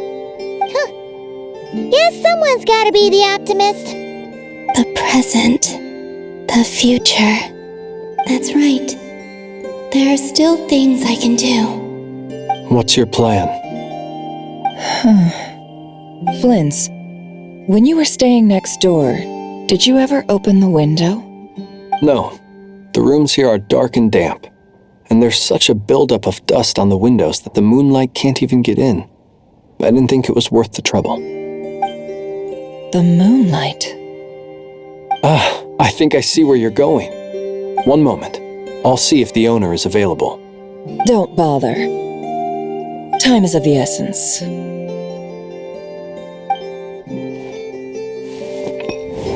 Time. Even if no one sees what I've written at this moment, maybe someone will remember what I said after Moon Prayer Night. I need to write down as much information as I can. And maybe one day...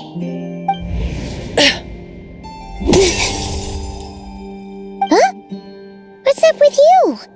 You can't even hold your cup steady. Are you getting tired? A little. Well, you should probably hit the hay then. You've had a really tough couple of days for you.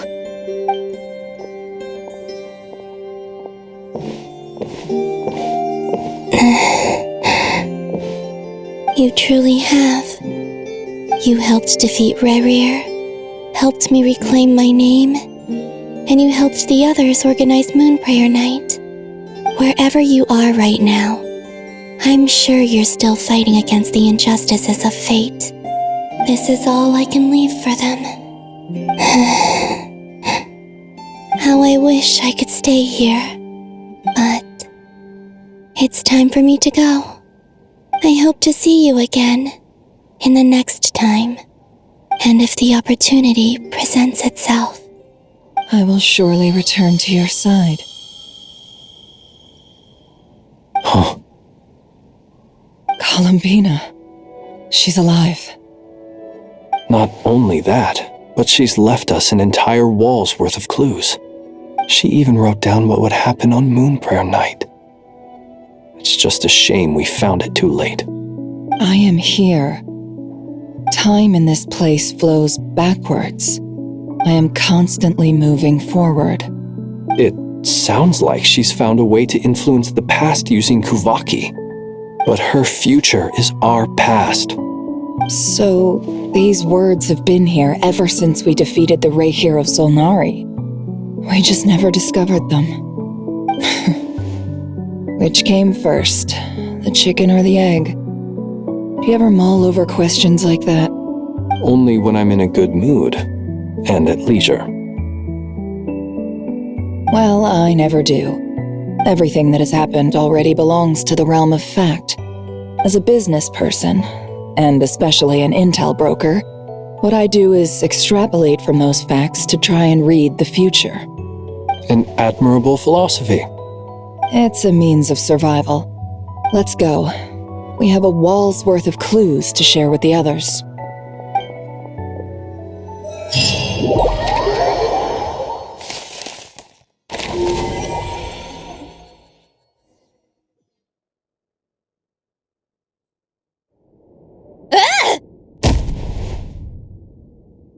It appears that the doctor's energy signature has changed to something similar to Kuvaki, but not like the Kuvaki we're used to. Nodcry's Kuvaki devices will only have a limited effect on it. I can see why you've chosen to place your hopes in alchemy instead. Also, I must say these books are rather profound. My subordinates just shipped them in from Fontaine. Some of them are from the Narcissenkreuz Ordo. Some are incident reports from Petrichor, and then there's a few test reports for these junk machines. Additionally, after some further scanning, I've discovered something extremely annoying. What's that? Teyvat's skies contain multiple moons. A long time ago, when I did my first scan, I detected 3, just as the legends say. But when I checked again just now, I detected 4 moons. So there's one extra? Yeah. Originally, I thought that if I could still find 3 moons, that would at least mean Columbina's still alive.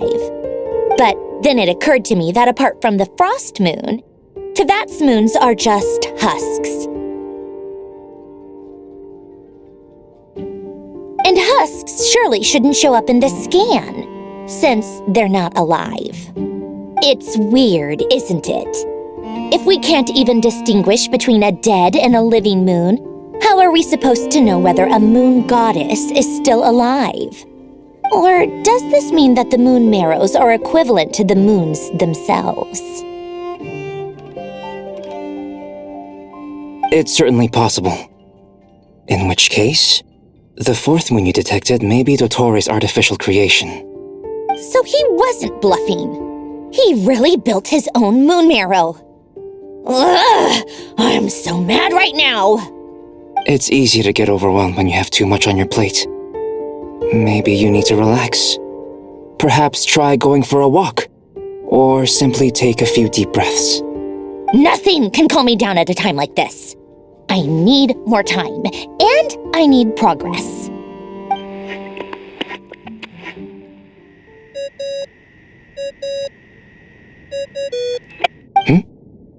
It's Mr. Flynn's. I really hate that ringing tone. Ugh. First the 4 orthants of the Narcissenkreuz, then moon marrows. Now what? Oh, sorry if we're disturbing you.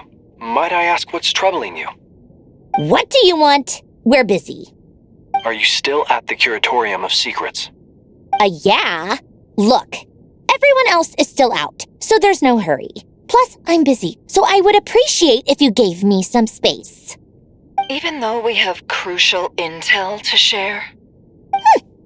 Fine, I'm listening. Do you intend to share it via the Dodo communication device? Ordinarily, I would, but this is a unique situation. I think it's best that we discuss it in person. See you at the Curatorium.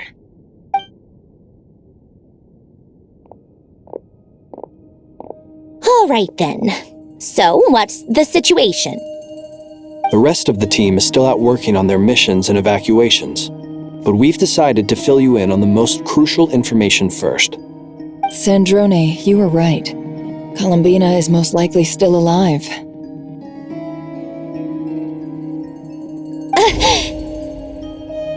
That's the best news we've received in a while, by a long way.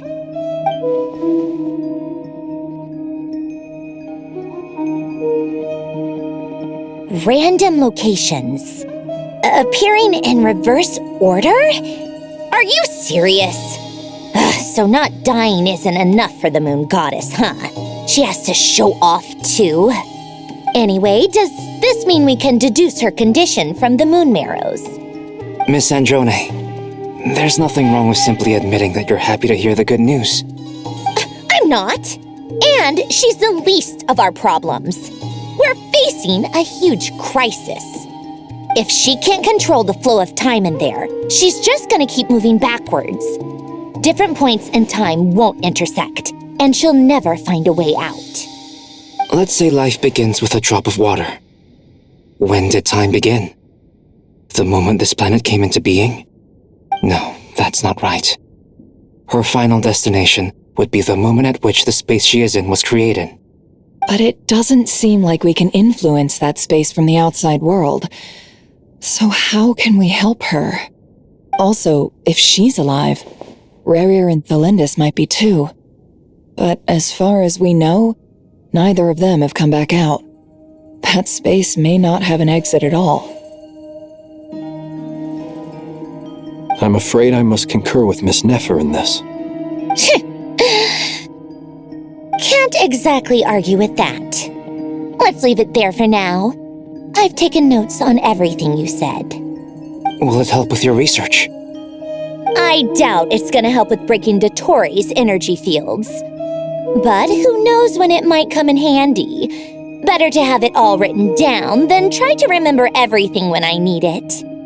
All right, I need to get back to my research.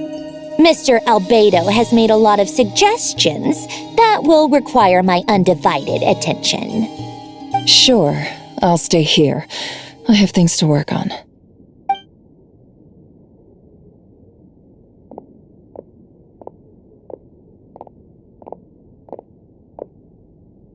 Paimon, are you there? Oh, right. She went with Varka to Natlan, didn't she? Good thing we've moved her and the Traveler's luggage in here. Speaking of the Traveler, where could they be? There's a note from Paimon. Paimon here. Not in at the moment, but if anyone needs to borrow her stuff or the Travelers, go ahead and help yourself. Paimon won't be mad. Also, Traveler, if you get back before Paimon, make sure to get some rest. Paimon misses you a lot, but put your health first, all right?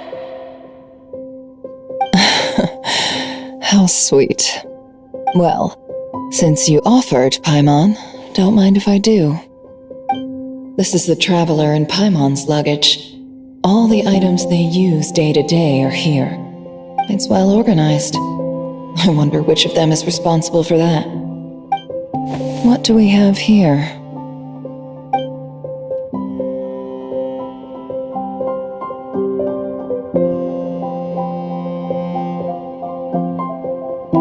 The camera captured a special moment that can only occur between people who are close to one another. You can really sense how the photographer feels about their subject. I wonder why this picture was placed outside. Is it because Paimon recently looked at it?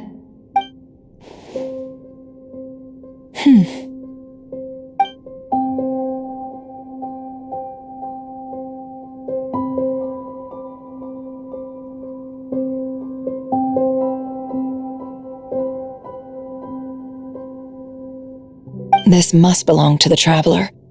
Perfect. I'll use this. Hang in there. We'll find you.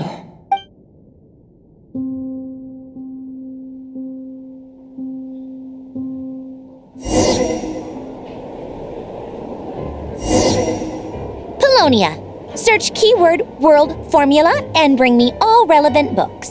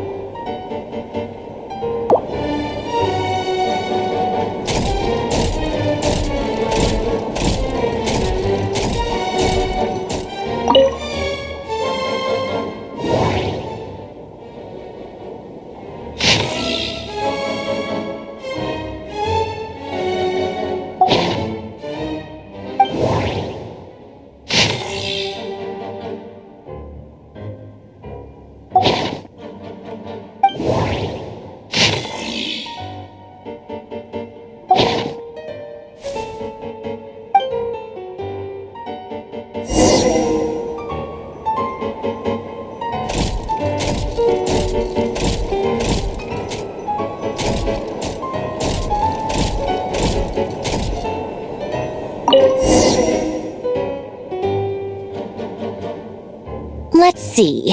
This one is on Tonki's sermon dictation concerning the apocalypse. I believe that the correct term for this is Fortuna. This was an ancient Romorian technology, a wisdom unparalleled. I never imagined that Romorian ideas would be so similar to the diagram I have named, the world formula. This is strong evidence that human civilization should gradually shed possibilities as it continues to explore and evolve. The end of humankind may well be upon us right now. The sparks of civilization shall run out unless we consider introducing variables from outside the system. Variables. Surely that can only mean one thing. Descenders? Dottore likely captured the Traveler because of her descender status. But the Three Moons' authority comes from the world itself. Why would Dottore need anything beyond that? Where does this variable factor in? The world formula calculates the fate of an entire world. Introducing a variable would therefore give us...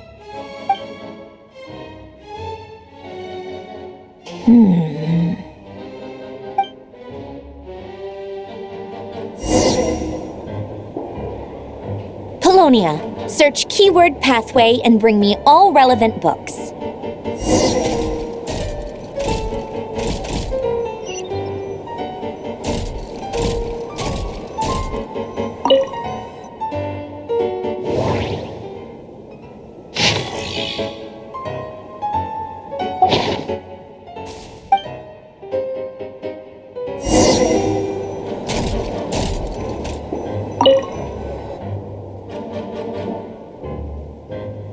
Otonki Sermon Dictation.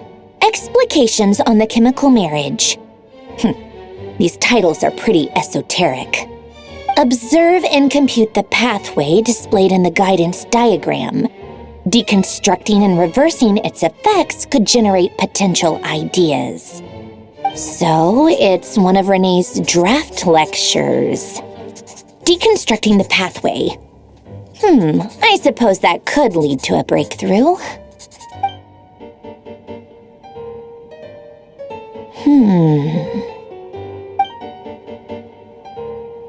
This is so long. This guy sure loves showing off his knowledge.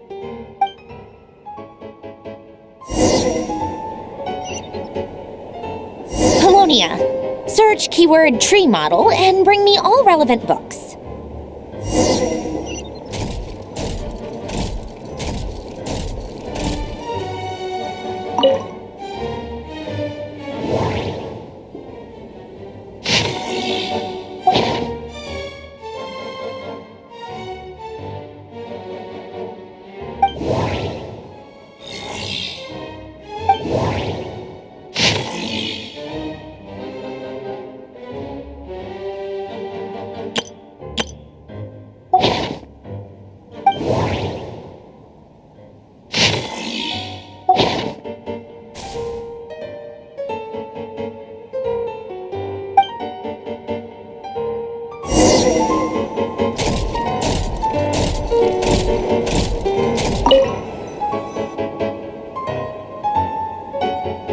Most of the experimental devices proposed by the Lilia Crucis Ordo are built based on the simple and basic logical structure of a tree model.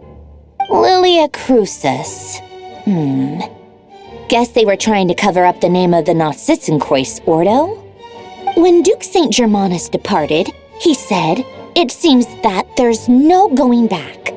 Alas, he is only a genius when it comes to machines. In all other things, he is but ordinary. Excuse me? I'm sorry. That's just ridiculous. What kind of book is this? Great Detective Herlock, the Alchemist and the Clockwork Saint? Isn't this a novel? Come on. Still, the author swears that they knew Renee well. Whatever. I guess it's not beyond the realms of possibility that Renee would say nonsense like that on occasion. Memory, wishes, souls, and persona. Frankly, this sounds more like occultism, but if Albedo vouches for it, I suppose there must be some alchemical basis to these techniques. The way Alain Guillotin saw it, the world was comprised of machines.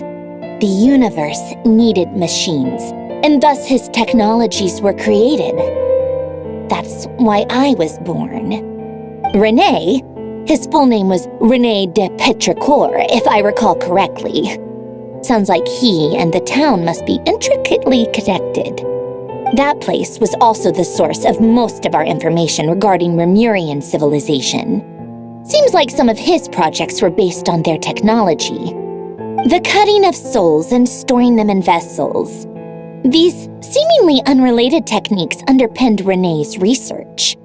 Assuming that the 4 orthants correspond to alchemical categories. The chemical marriage model? Alain would have scoffed at that. He never would have let those theories or parameters anywhere near his mathematical formulas.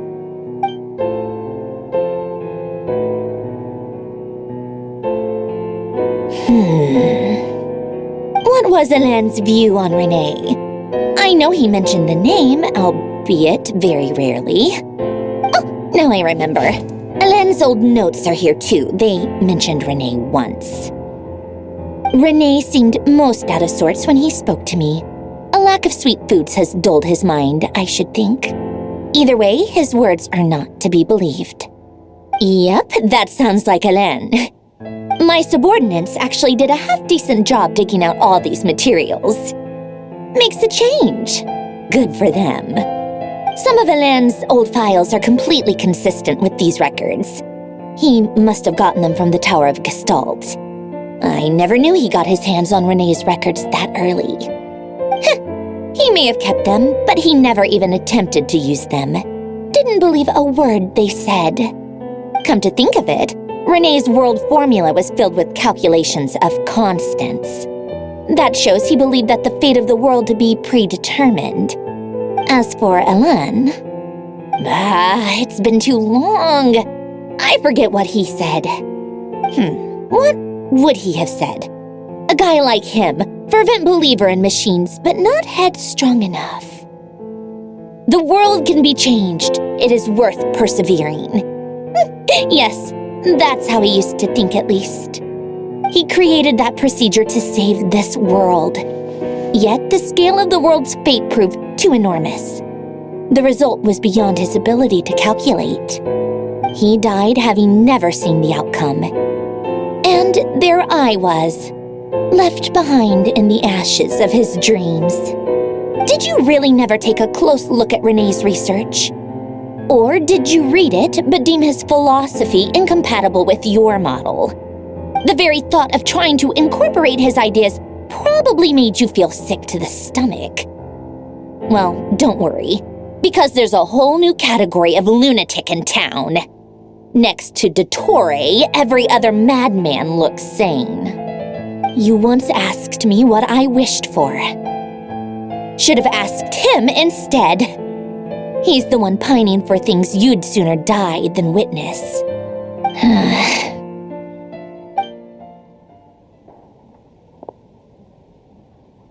Even the tiniest variable can make big waves in the present. Now then, Allow me to put these incompatible fragments together in your stead. First, establish and verify the existence of the Great Circle. Absolute nihil on one end, absolute reality on the other. Now, search between these two extremes. Then, the construction criteria. Variables. The sparks of civilization shall run out unless we consider introducing variables from outside the system.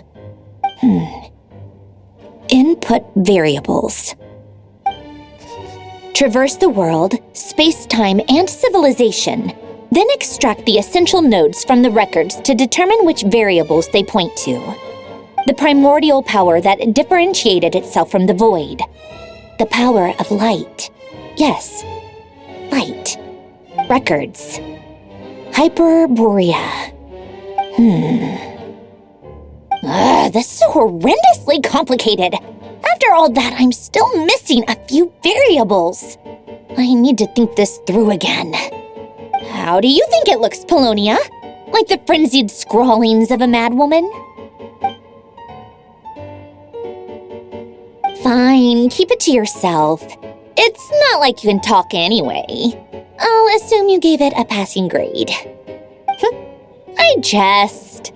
But true madness does often start with trying to save the world. What would Arlecchino and Columbina think if they saw this incomprehensible hen scratch?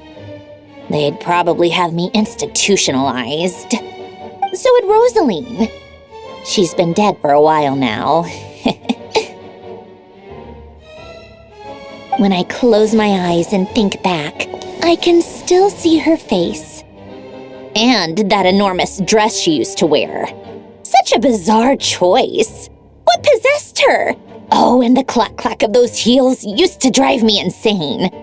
No one's asking me, obviously, but I hope you all know that I never wanted to save the world. I'm not crazy. I don't have delusional ambitions, and that's a clinical fact. The world needs a solution, but I don't need the world's validation. It's the world begging me for answers, not the other way around.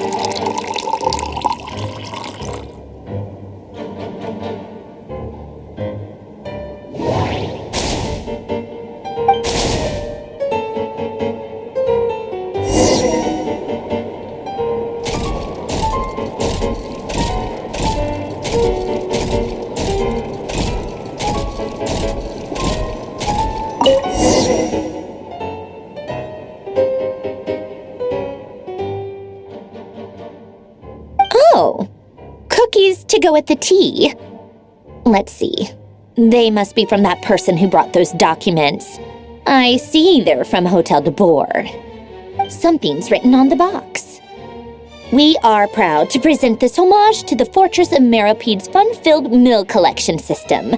Fortune cookies. Have a lucky start to your day. Sounds like a dumb gimmick to me. Be early to bed and early to rise. Get plenty of sun and drink plenty of water. Then things will surely go well for you. What? Are you kidding me? Somehow I doubt that an early night and a glass of water is magically gonna save a world on the brink of existential peril.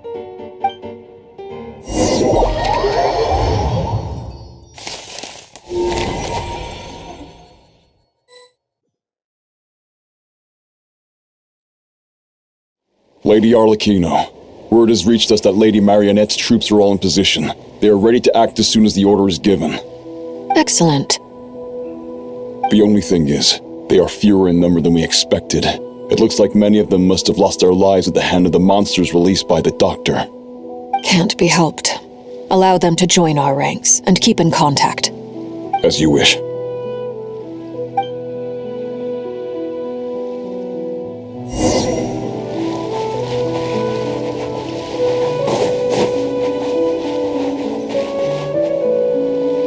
It's been a while, Arlecchino. You look well. Did Dottore really have to build his lab right on the sole path between Snezhnaya and Nodkrai? Had to go on a huge detour to stay out of its line of sight. Sounds like an arduous journey. I assume you've brought word from Her Majesty? Of course, all part of the job. Firstly, the Tsaritsa has authorized Fatui Internal Affairs to review Dottore's case. They will reach a formal verdict on whether he has turned traitor and whether he poses a threat to Snezhnaya. While they're working on that, I've been ordered to come and receive the refugees from Nodkrai. They are nearby. My team will escort you to them shortly. Great. Aside from that, Her Majesty has a message for you and Sandrone personally. Huh? Where is Sandrone? She stayed behind to work since I was making the trip anyway. It seemed sensible to have one person on standby at base while the other came out to meet you. All right, guess that's just how she rolls. In that case, tell her that the Tsaritsa's decree this time is pretty awesome sounding. I think she'll like this one. Still, I wonder what... Wait, what's that? Did one of our troops turn into a monster? Take him out.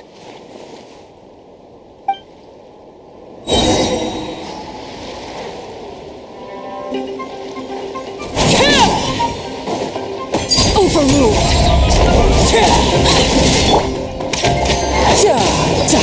Shouldn't let your guard down.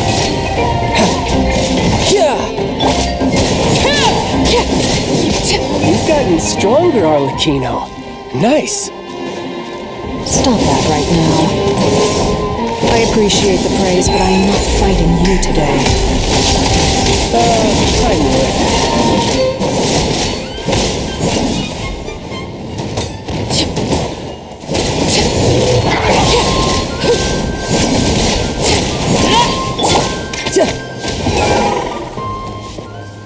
I can't believe it.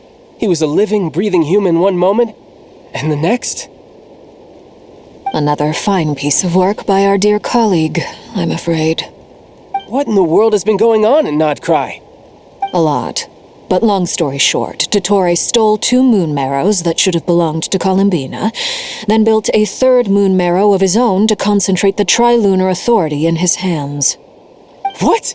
What do you mean he built a moon marrow? People build roads and houses, not moon marrows. What's his next DIY project? He's gonna build a god? You could stand to be less surprised.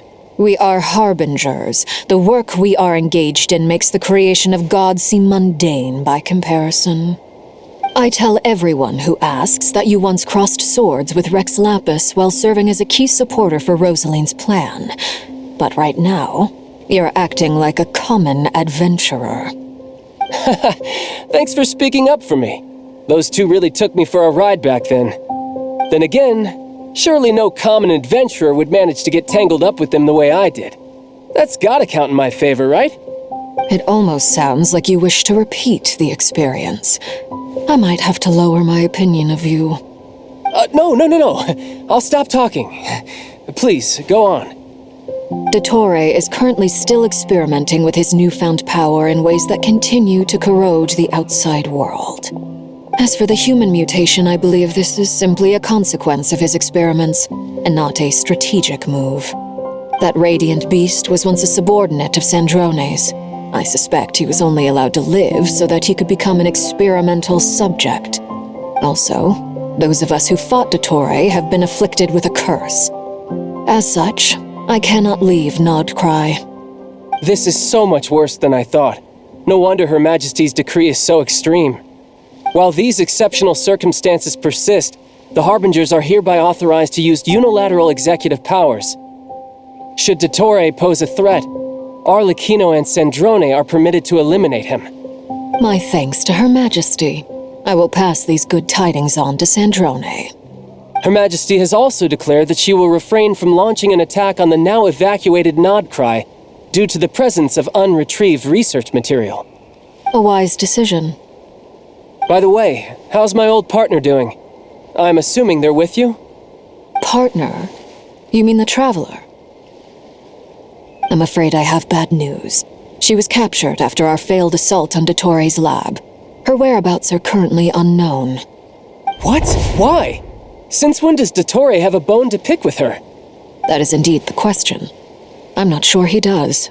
He must have some other goal in mind. This won't do. I have to rescue her. You can't. We have no idea where the Traveler is. What am I supposed to do then? Stand here twiddling my thumbs?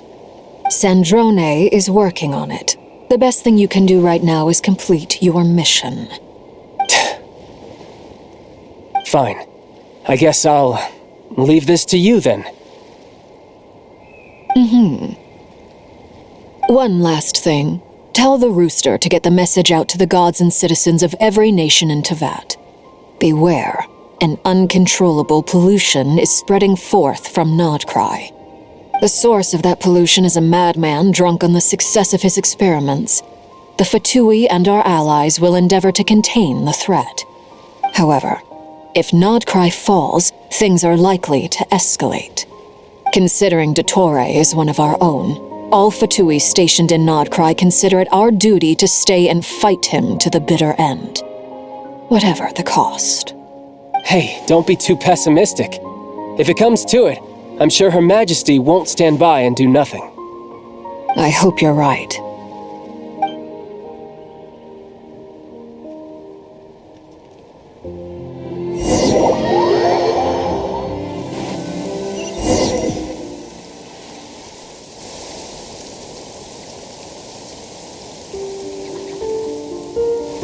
You're right on time. Thanks. Hey, do you think I'll get that gliding exam exemption? I made sure I was on my best behavior in Mondstadt. I landed well outside the city and walked in through the gates. I'll help you apply, don't worry.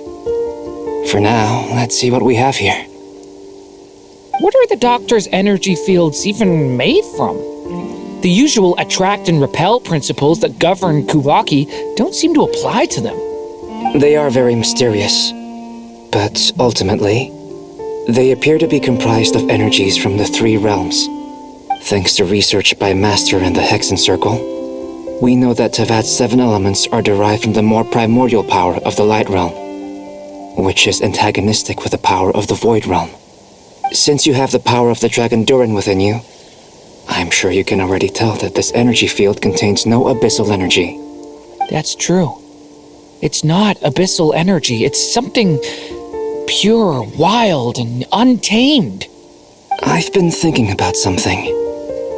Do you still remember the device that Dory supplied from the Academia when you and Miss Columbina fought Raria?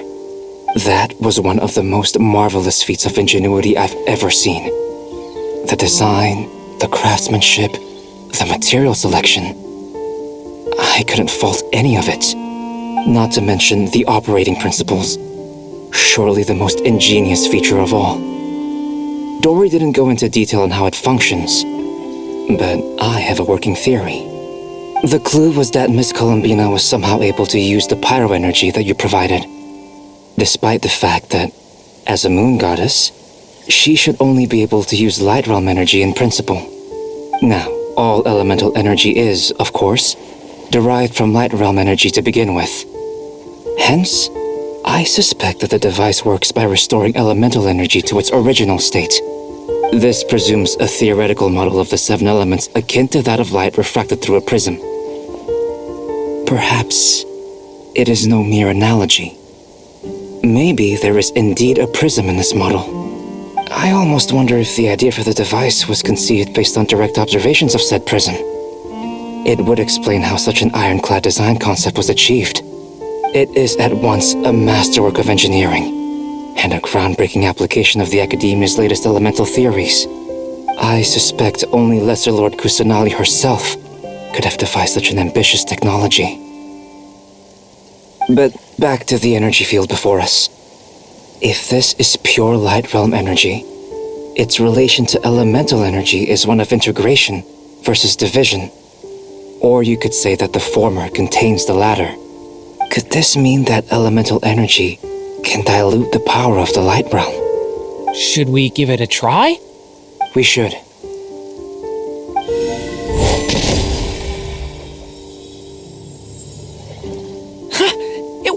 works. Clear signs of disruption were detected at the periphery of the energy field. This indicates that elemental energy can disturb or even negate the field. Now you try. All right, here goes. It's working! Switch to abyssal energy and attack again. No surprises there. Abyssal power drains the energy field to a significantly greater extent. I now feel confident in asserting that the energy field is indeed pure light realm energy, and that elemental energy can dilute it. But the energy field is huge. How much elemental energy will it take to neutralize it? We don't have to neutralize it completely. We can try other approaches. That's all for theory. Would you like to continue watching? So you knew I was here? Huh? When did you get here? A while ago. But Albedo sounded like he was working on his thesis defense back there. Back in Sumeru. You can end a person's whole career by interrupting them mid-speech. Very thoughtful of you. I'm truly touched. Could I ask you to lend me a hand? With what? A little test. Try using Anima to unleash a concentrated assault with circular blades, with the goal of breaking through at a singular point. Nice! This time it tore through the field. Tremendous. This is a major breakthrough. Should we go through? We probably shouldn't risk having mutually antagonistic energies in such close proximity. Durin, you stay here and watch the entrance. Hat Guy and I will go in to investigate. Sounds sensible to me. Keep your eyes peeled, Durin. Don't worry, I got this. You two be careful in there. Just give me the signal if you need help and I'll dive right in. What do you mean, signal? It's based on a new alchemical concoction I developed last month. When 2 bottles of it are smashed on the ground together, they emit a blinding burst of light.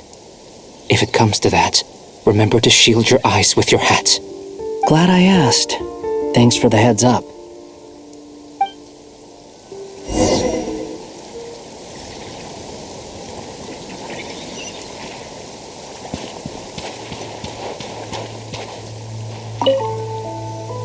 Like I thought. Beyond a certain distance, we can't see the opening where we came in. Maybe that's to prevent people from escaping. Sounds like Dottore style to me. Not much has changed. Things are basically the same here as they were before the energy field appeared.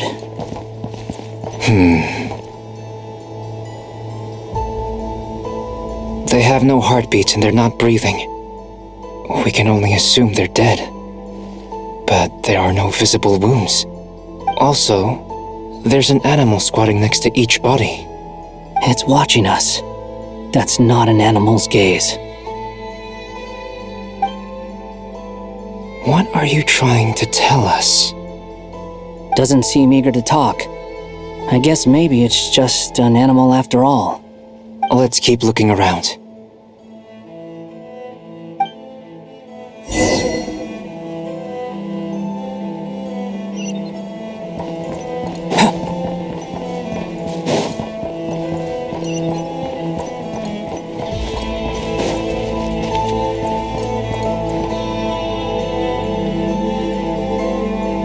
Same situation everywhere.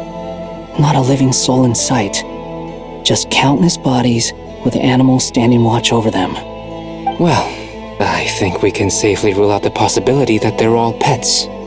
Is skirting around the topic your way of showing consideration for other people's feelings? Just being cautious. I don't doubt that you can handle the truth.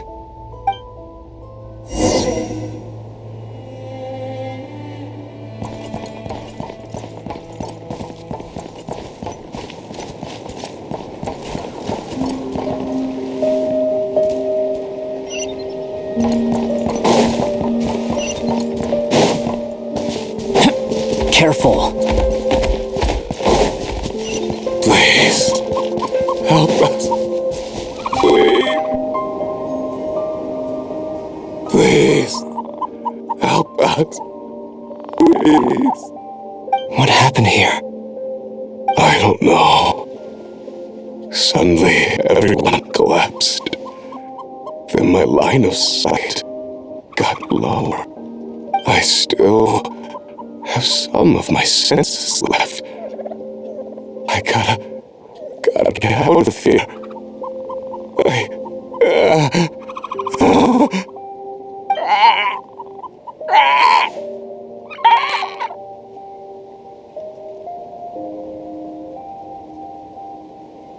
It looks like there's a huge experiment going on inside this energy field. Maybe each energy field is its own giant experiment. Vile. He's swapping human minds with those of animals.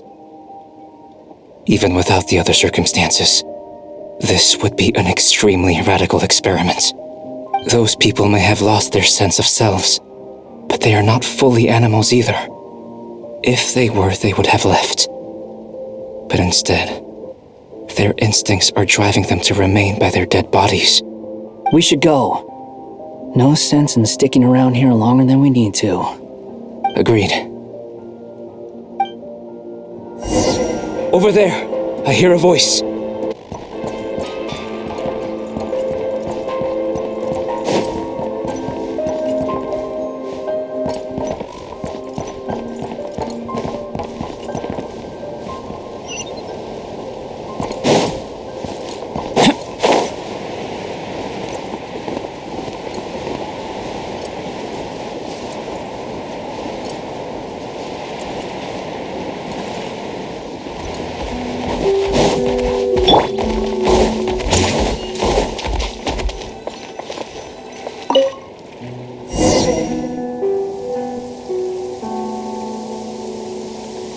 You're back!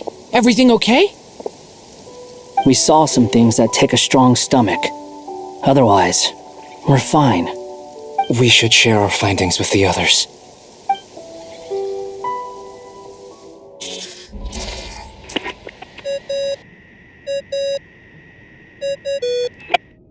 Yes? Who is it? Miss Nefer, it's me, Albedo. We found a way to break through the energy fields. With enough control, it's possible to tear them open using elemental energy. Also, we managed to take a look inside. Dottore is carrying out his cruel experiments on an immense scale. Any residents who have failed to evacuate in time will likely meet a grisly end. Sounds like he's living down to our expectations. Might I ask how things are proceeding on your end? I'm just about to get started. I'll be in touch once I have a result. Understood. Stay safe. I will.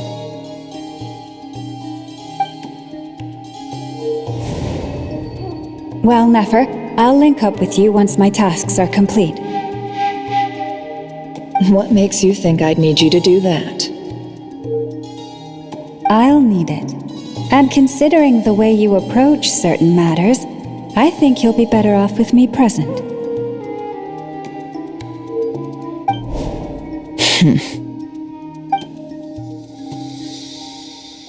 Let's begin. Entering simulation mode. A vast wasteland. Is this the traveler's inner world? I was expecting something more vibrant, to be honest. Wait, someone's there. What are you looking at? In that case, I'll look at it with you. I want to know all about everything you've seen and experienced. Is there somewhere I should return to? Or should I stay here and be the hero everyone says I am? I don't dislike my current life. Roaming the land, fighting battles, accomplishing missions, earning a living, looking after Paimon. It's not so bad. I guess the only thing that's missing is that you're not here with me. This is the conscious layer, which contains a person's true feelings. It is filled with both longing and kindness. I suppose anyone who lives long enough ends up wishing for someone who can't be there. Maybe it's the only way we can feel truly alive. Time to delve a little deeper.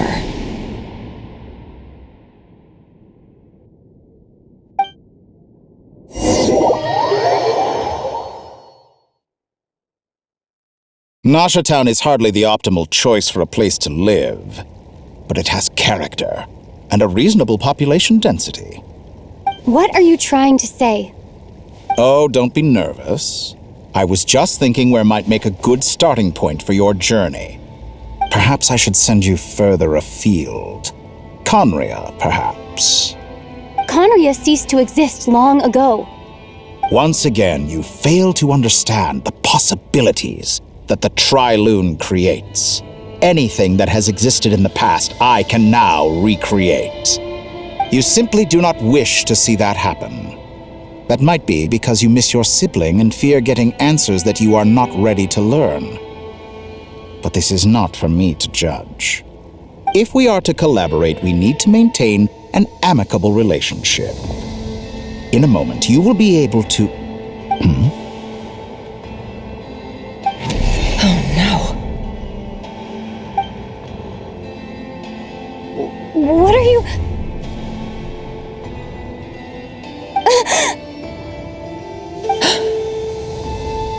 What are you gonna do? Don't move. Something unwanted has crept into... Oh? Gone as quickly as it came.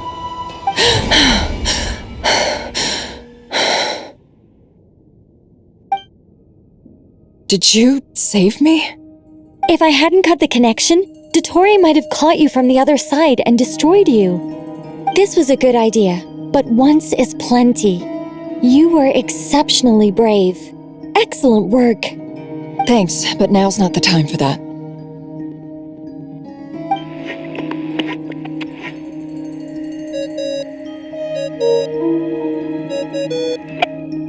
Albedo speaking.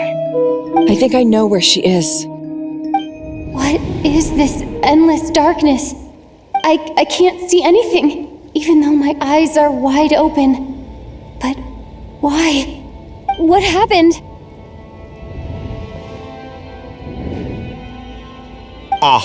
Sorry about that. I take it you didn't notice. Just now, a friend of yours took a little peek into your mind. Could it be Nefer? How did she do it? Did she use something as a medium to connect to me? Do you think she's aware of your current circumstances?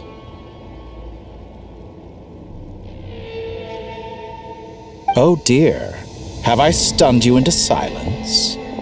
I only wanted to slow down your time a little so I could stop your intruder in her tracks. It would have been nice to capture the spy. I must say, I'm finding the ability to adjust the flow of time rather intriguing. The moment you closed your eyes, time seemed to grow impossibly viscous, didn't it? A whole month passed before you opened your eyes again, but only for you. No one else was affected. I dare say this is something only a god can achieve. Point taken. You've proven once again that you have god-tier powers. Oh, you misunderstand. This wasn't about proving a point. I was testing things out. I find I learn best by doing, and I have to admit, time is not the easiest dimension to control. I only wanted to make you sleep for a short while, but it ended up lasting a whole month. Clearly some finesse is required to wield the authority over time as I wish. I hope you're not angry with me. It was only a month's discrepancy, nothing too serious. Had I been off by a year, a decade, or even a century, that would have been quite a different story. You could have frozen me for millions of years. So much for collaboration.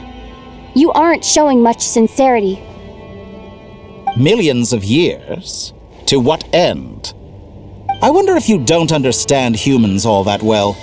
They are very pragmatic creatures who understand only that which they can perceive with their senses. If I had you sit here for a week, I imagine people might sympathize.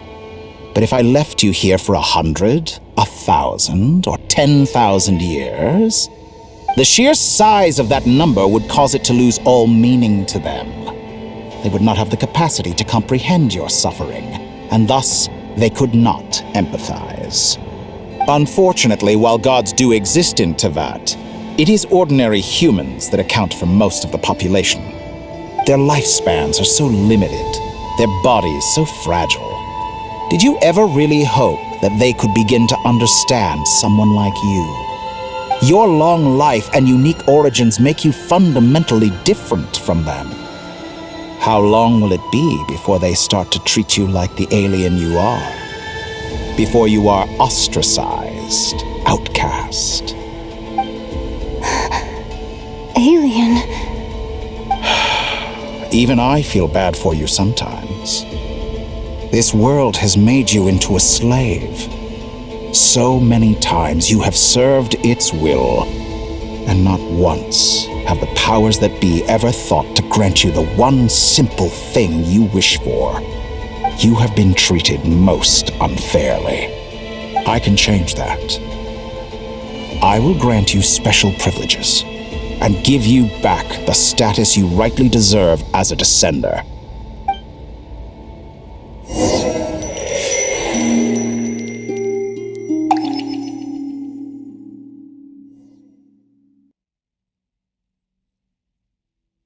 I've entered the past 3 times at this point, but I still have so many questions.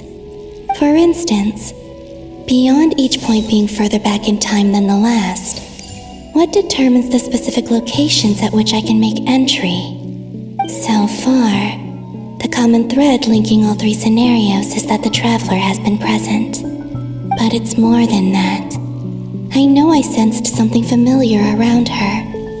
What was it? I'll keep this question in mind as I carry on.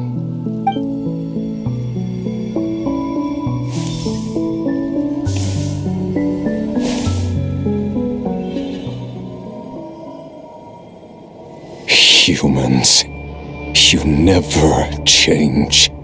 Always trying to use powers you neither comprehend nor control. This looks like Star Sand Shoal. Was this before Rerir regained his physical form?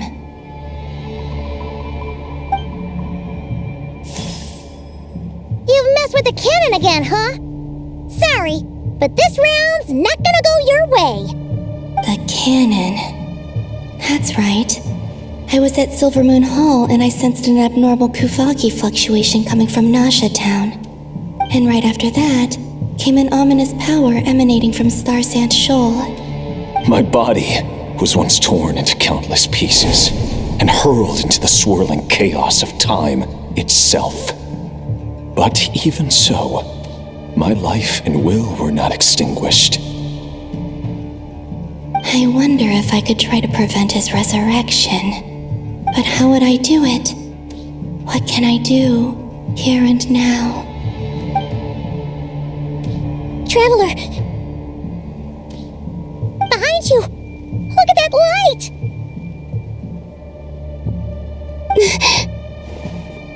No, I won't make it in time. She's using the Kuvaki shield like I taught her. Is she gonna use it to block the cannon's beam? She's strong. I'm sure she can manage. But the force released when the beam impacts the shield might lead to collateral damage. Easy Island. The Frost Moon Scions will be exposed to lethal levels of Kuvaki. A question, if I may, kind Miss Columbina. When the cannon's Kuvaki beam was deflected earlier, I saw several bolts of energy streak toward Hisi Island, only to be blocked. Did you also have a hand in that? Maybe that really was me after all. Well, future me. But I don't know if I have enough power left. Sigi sato pasa sais, niti ipotovtos. There's no time. Osestikos paratini tirantur risuiku, to pirto aithion feraton. I have to make it. Oh, Frost Moon. Oh, great land. Oh, slumbering moonlight of Notcry. If you can hear me, if you can sense my call, then please, heed me once more!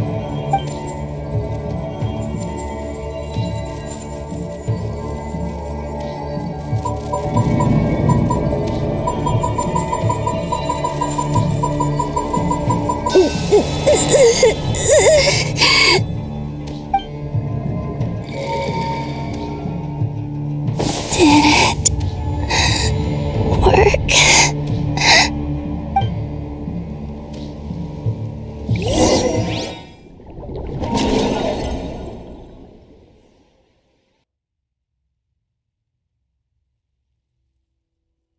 Hey, wake up. Hey, did you hear me? Columbina, I said wake up now! Oh, good morning, Sandrone.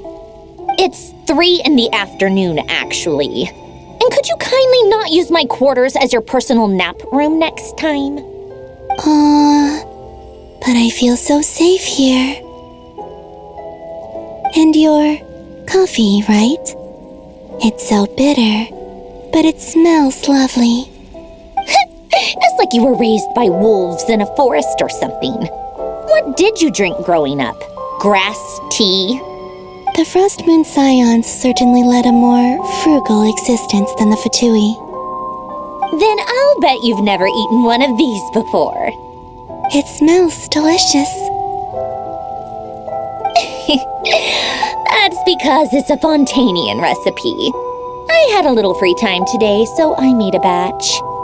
Rosaline will be here shortly, but if you really can't wait, I guess you can go ahead and... Hey, at least let me finish before you start eating! Did the Frost Moon Scions not teach you basic table manners? Or did the rules not apply to you because you're the high and mighty moon goddess? These are so tasty. Of course they are. I made them. I was worried they might contain traces of machine oil. What?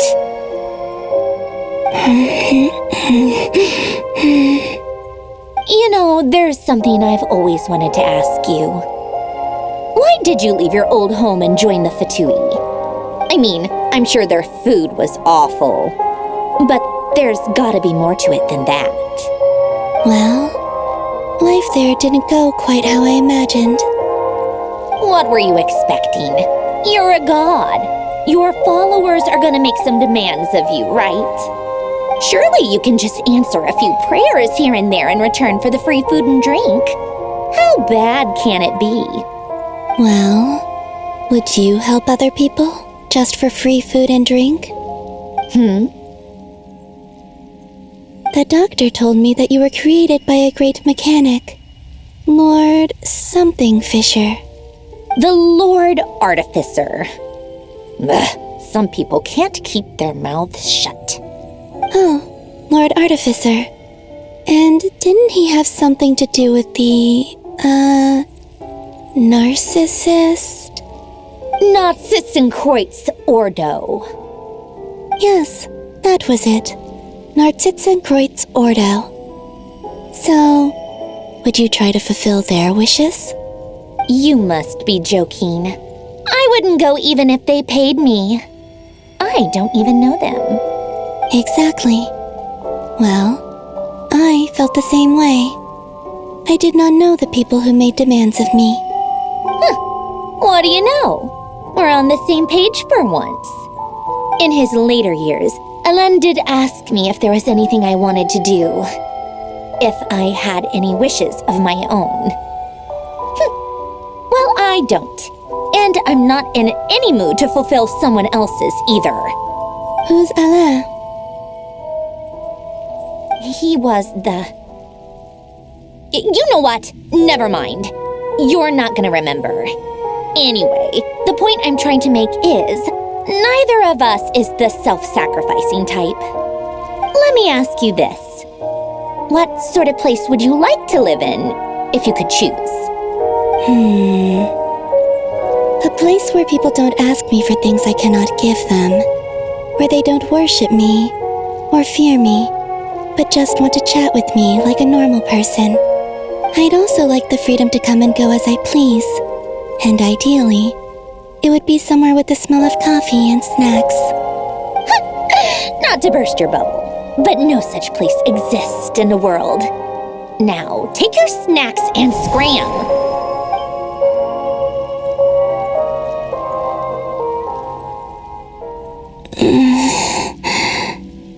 Did I pass out? Of course. I'm back here again. I dreamed of events from my past. Sandrone. Traveler. I miss you all so much. Back there. I guess I managed to harness all the Kuvaki energy on Hisi Island. But how did I do it? Time is flowing backwards here, and I can use that familiar power to enter the world of the past. That mystery ally everyone talked about. It was me all along. I can sense that there isn't much more power remaining up ahead. What lies at the end of all of this? Will time keep flowing into the past? And will I ever find my way back?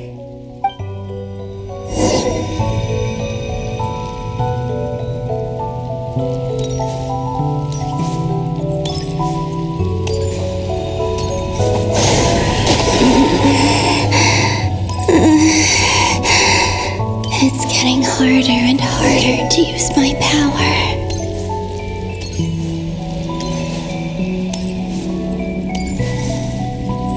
I'm no match for the abyss in this state. I need to avoid the contaminated fragment.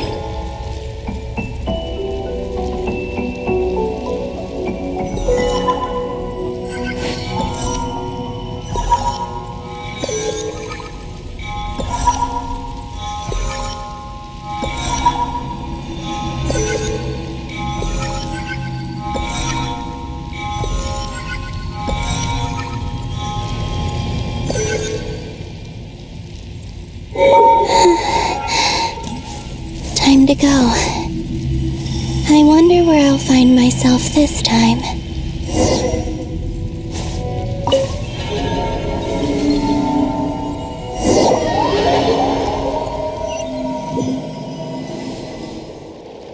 The Final Night Cemetery. This is where Flint's is based. Or not! How are we supposed to read through this many files? Difficult, yes, but it is also our most efficient option. Seems like they're searching for information. Oh, I remember. Flint's and Varga talked about some files on the Wild Hunt. Was this my doing too? To expose the true intentions of this Rereer, we need to dive into Notcry's history. Are my actions changing the past? Or are they simply completing a process? Is all of this inevitable? Or am I the one making these decisions? If I choose not to help them now, will it change how things turn out? Hope we don't land on our heads then. They're my friends. I can't not help them.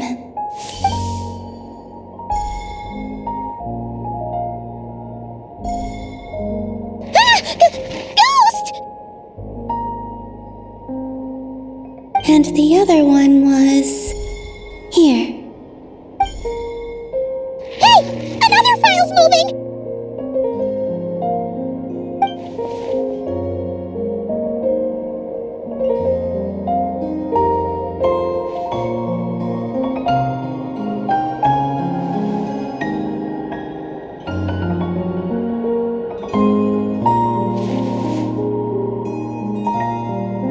That should do it.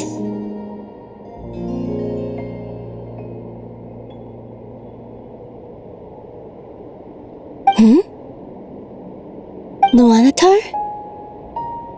You can sense my presence? Wait!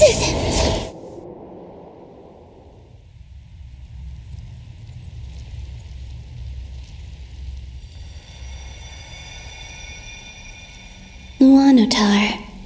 So she's that familiar presence I've been sensing all along. She's always been by the Traveler's side. That explains why the Traveler has been there each time I've entered the past. But why Luanatar? Is it because she has a connection to me as the Moon Goddess's familiar? If so, why not any other Kuhenki? That's...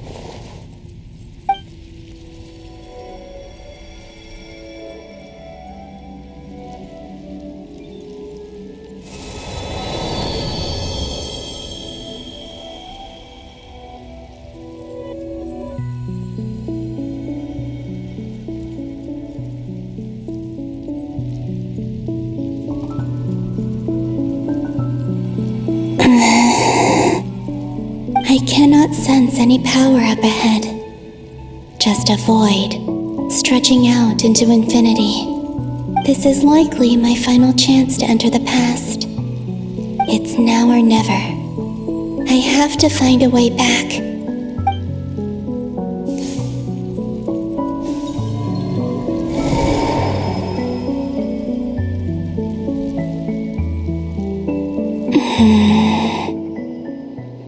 Easy Island? How far back in time is this? Where's Luanatar?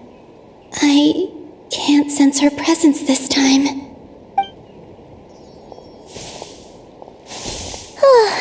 Seeing Anafa and Aino reunited like that sure was heartwarming. Traveler, Paimon. No, stay calm. I don't have much power left to change things. I don't even have that much time left here. Think, Columbina. How do I find a way back? A way back... to where? Do I go back to Moon Prayer Night? Or to the future that followed? And if I return in my current state, what will become of me then? Dotori's actions that day proved that he'd been planning that for a long time. He had already seized the power of 2 moon marrows before capturing me. Even if I managed to get back, how can I fight against him when he wields the Tri-Lune Authority? I can't. If I go back like this, I'll be playing right into his hands. I have to find some way of rivaling the power he has usurped. Wait. Time flowing backwards. The Tri-Lune Authority. Does that mean... I think I know what the final destination of this lunar reflection might be. I know what I must do. Speaking of homes, we must already be close to where the Frost Moon Scions live. The vibe here feels different, just like the scenery. But how do I communicate my plan to my friends? Should I write it down here? No, someone else will see it. I need something with a close connection to me. Something I can use as a medium to tell them what's happened to me in here. Now it makes sense.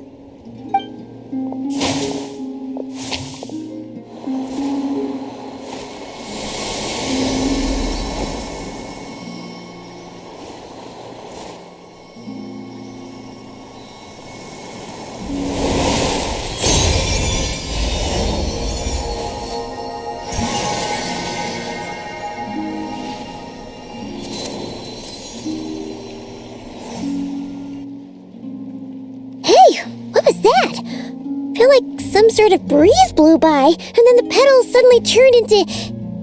Huh? It was I who brought Luanatar into being.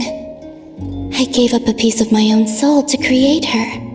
That's why I could sense a familiar power from the moment I entered this space. It also explains why she's been present in every past location that I've entered.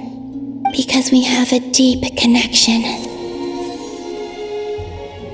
Hey there! What's your name? And the reason why there are no more gates to the past after this point is that Luanatar hadn't been born then. No wonder I sensed the trace of a blessing when we first met. But I still didn't recognize the soul hidden within you. Back then, I was just a little lost dove. I had yet to become Columbina Hyposelenia. Go on now. We've got stuff to do. Best you find someone else to hang out with. Hey, you scared it off. I'll be counting on you. Remember to stay by the traveler's side, guide her, and help her in my stead. Oh, and bring her to the garden where the moon prayer blossoms grow. There's a little lost dove there who will need her help.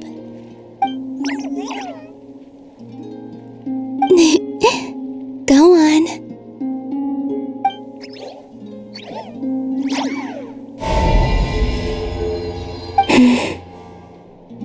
You too. Go and live your story. As for mine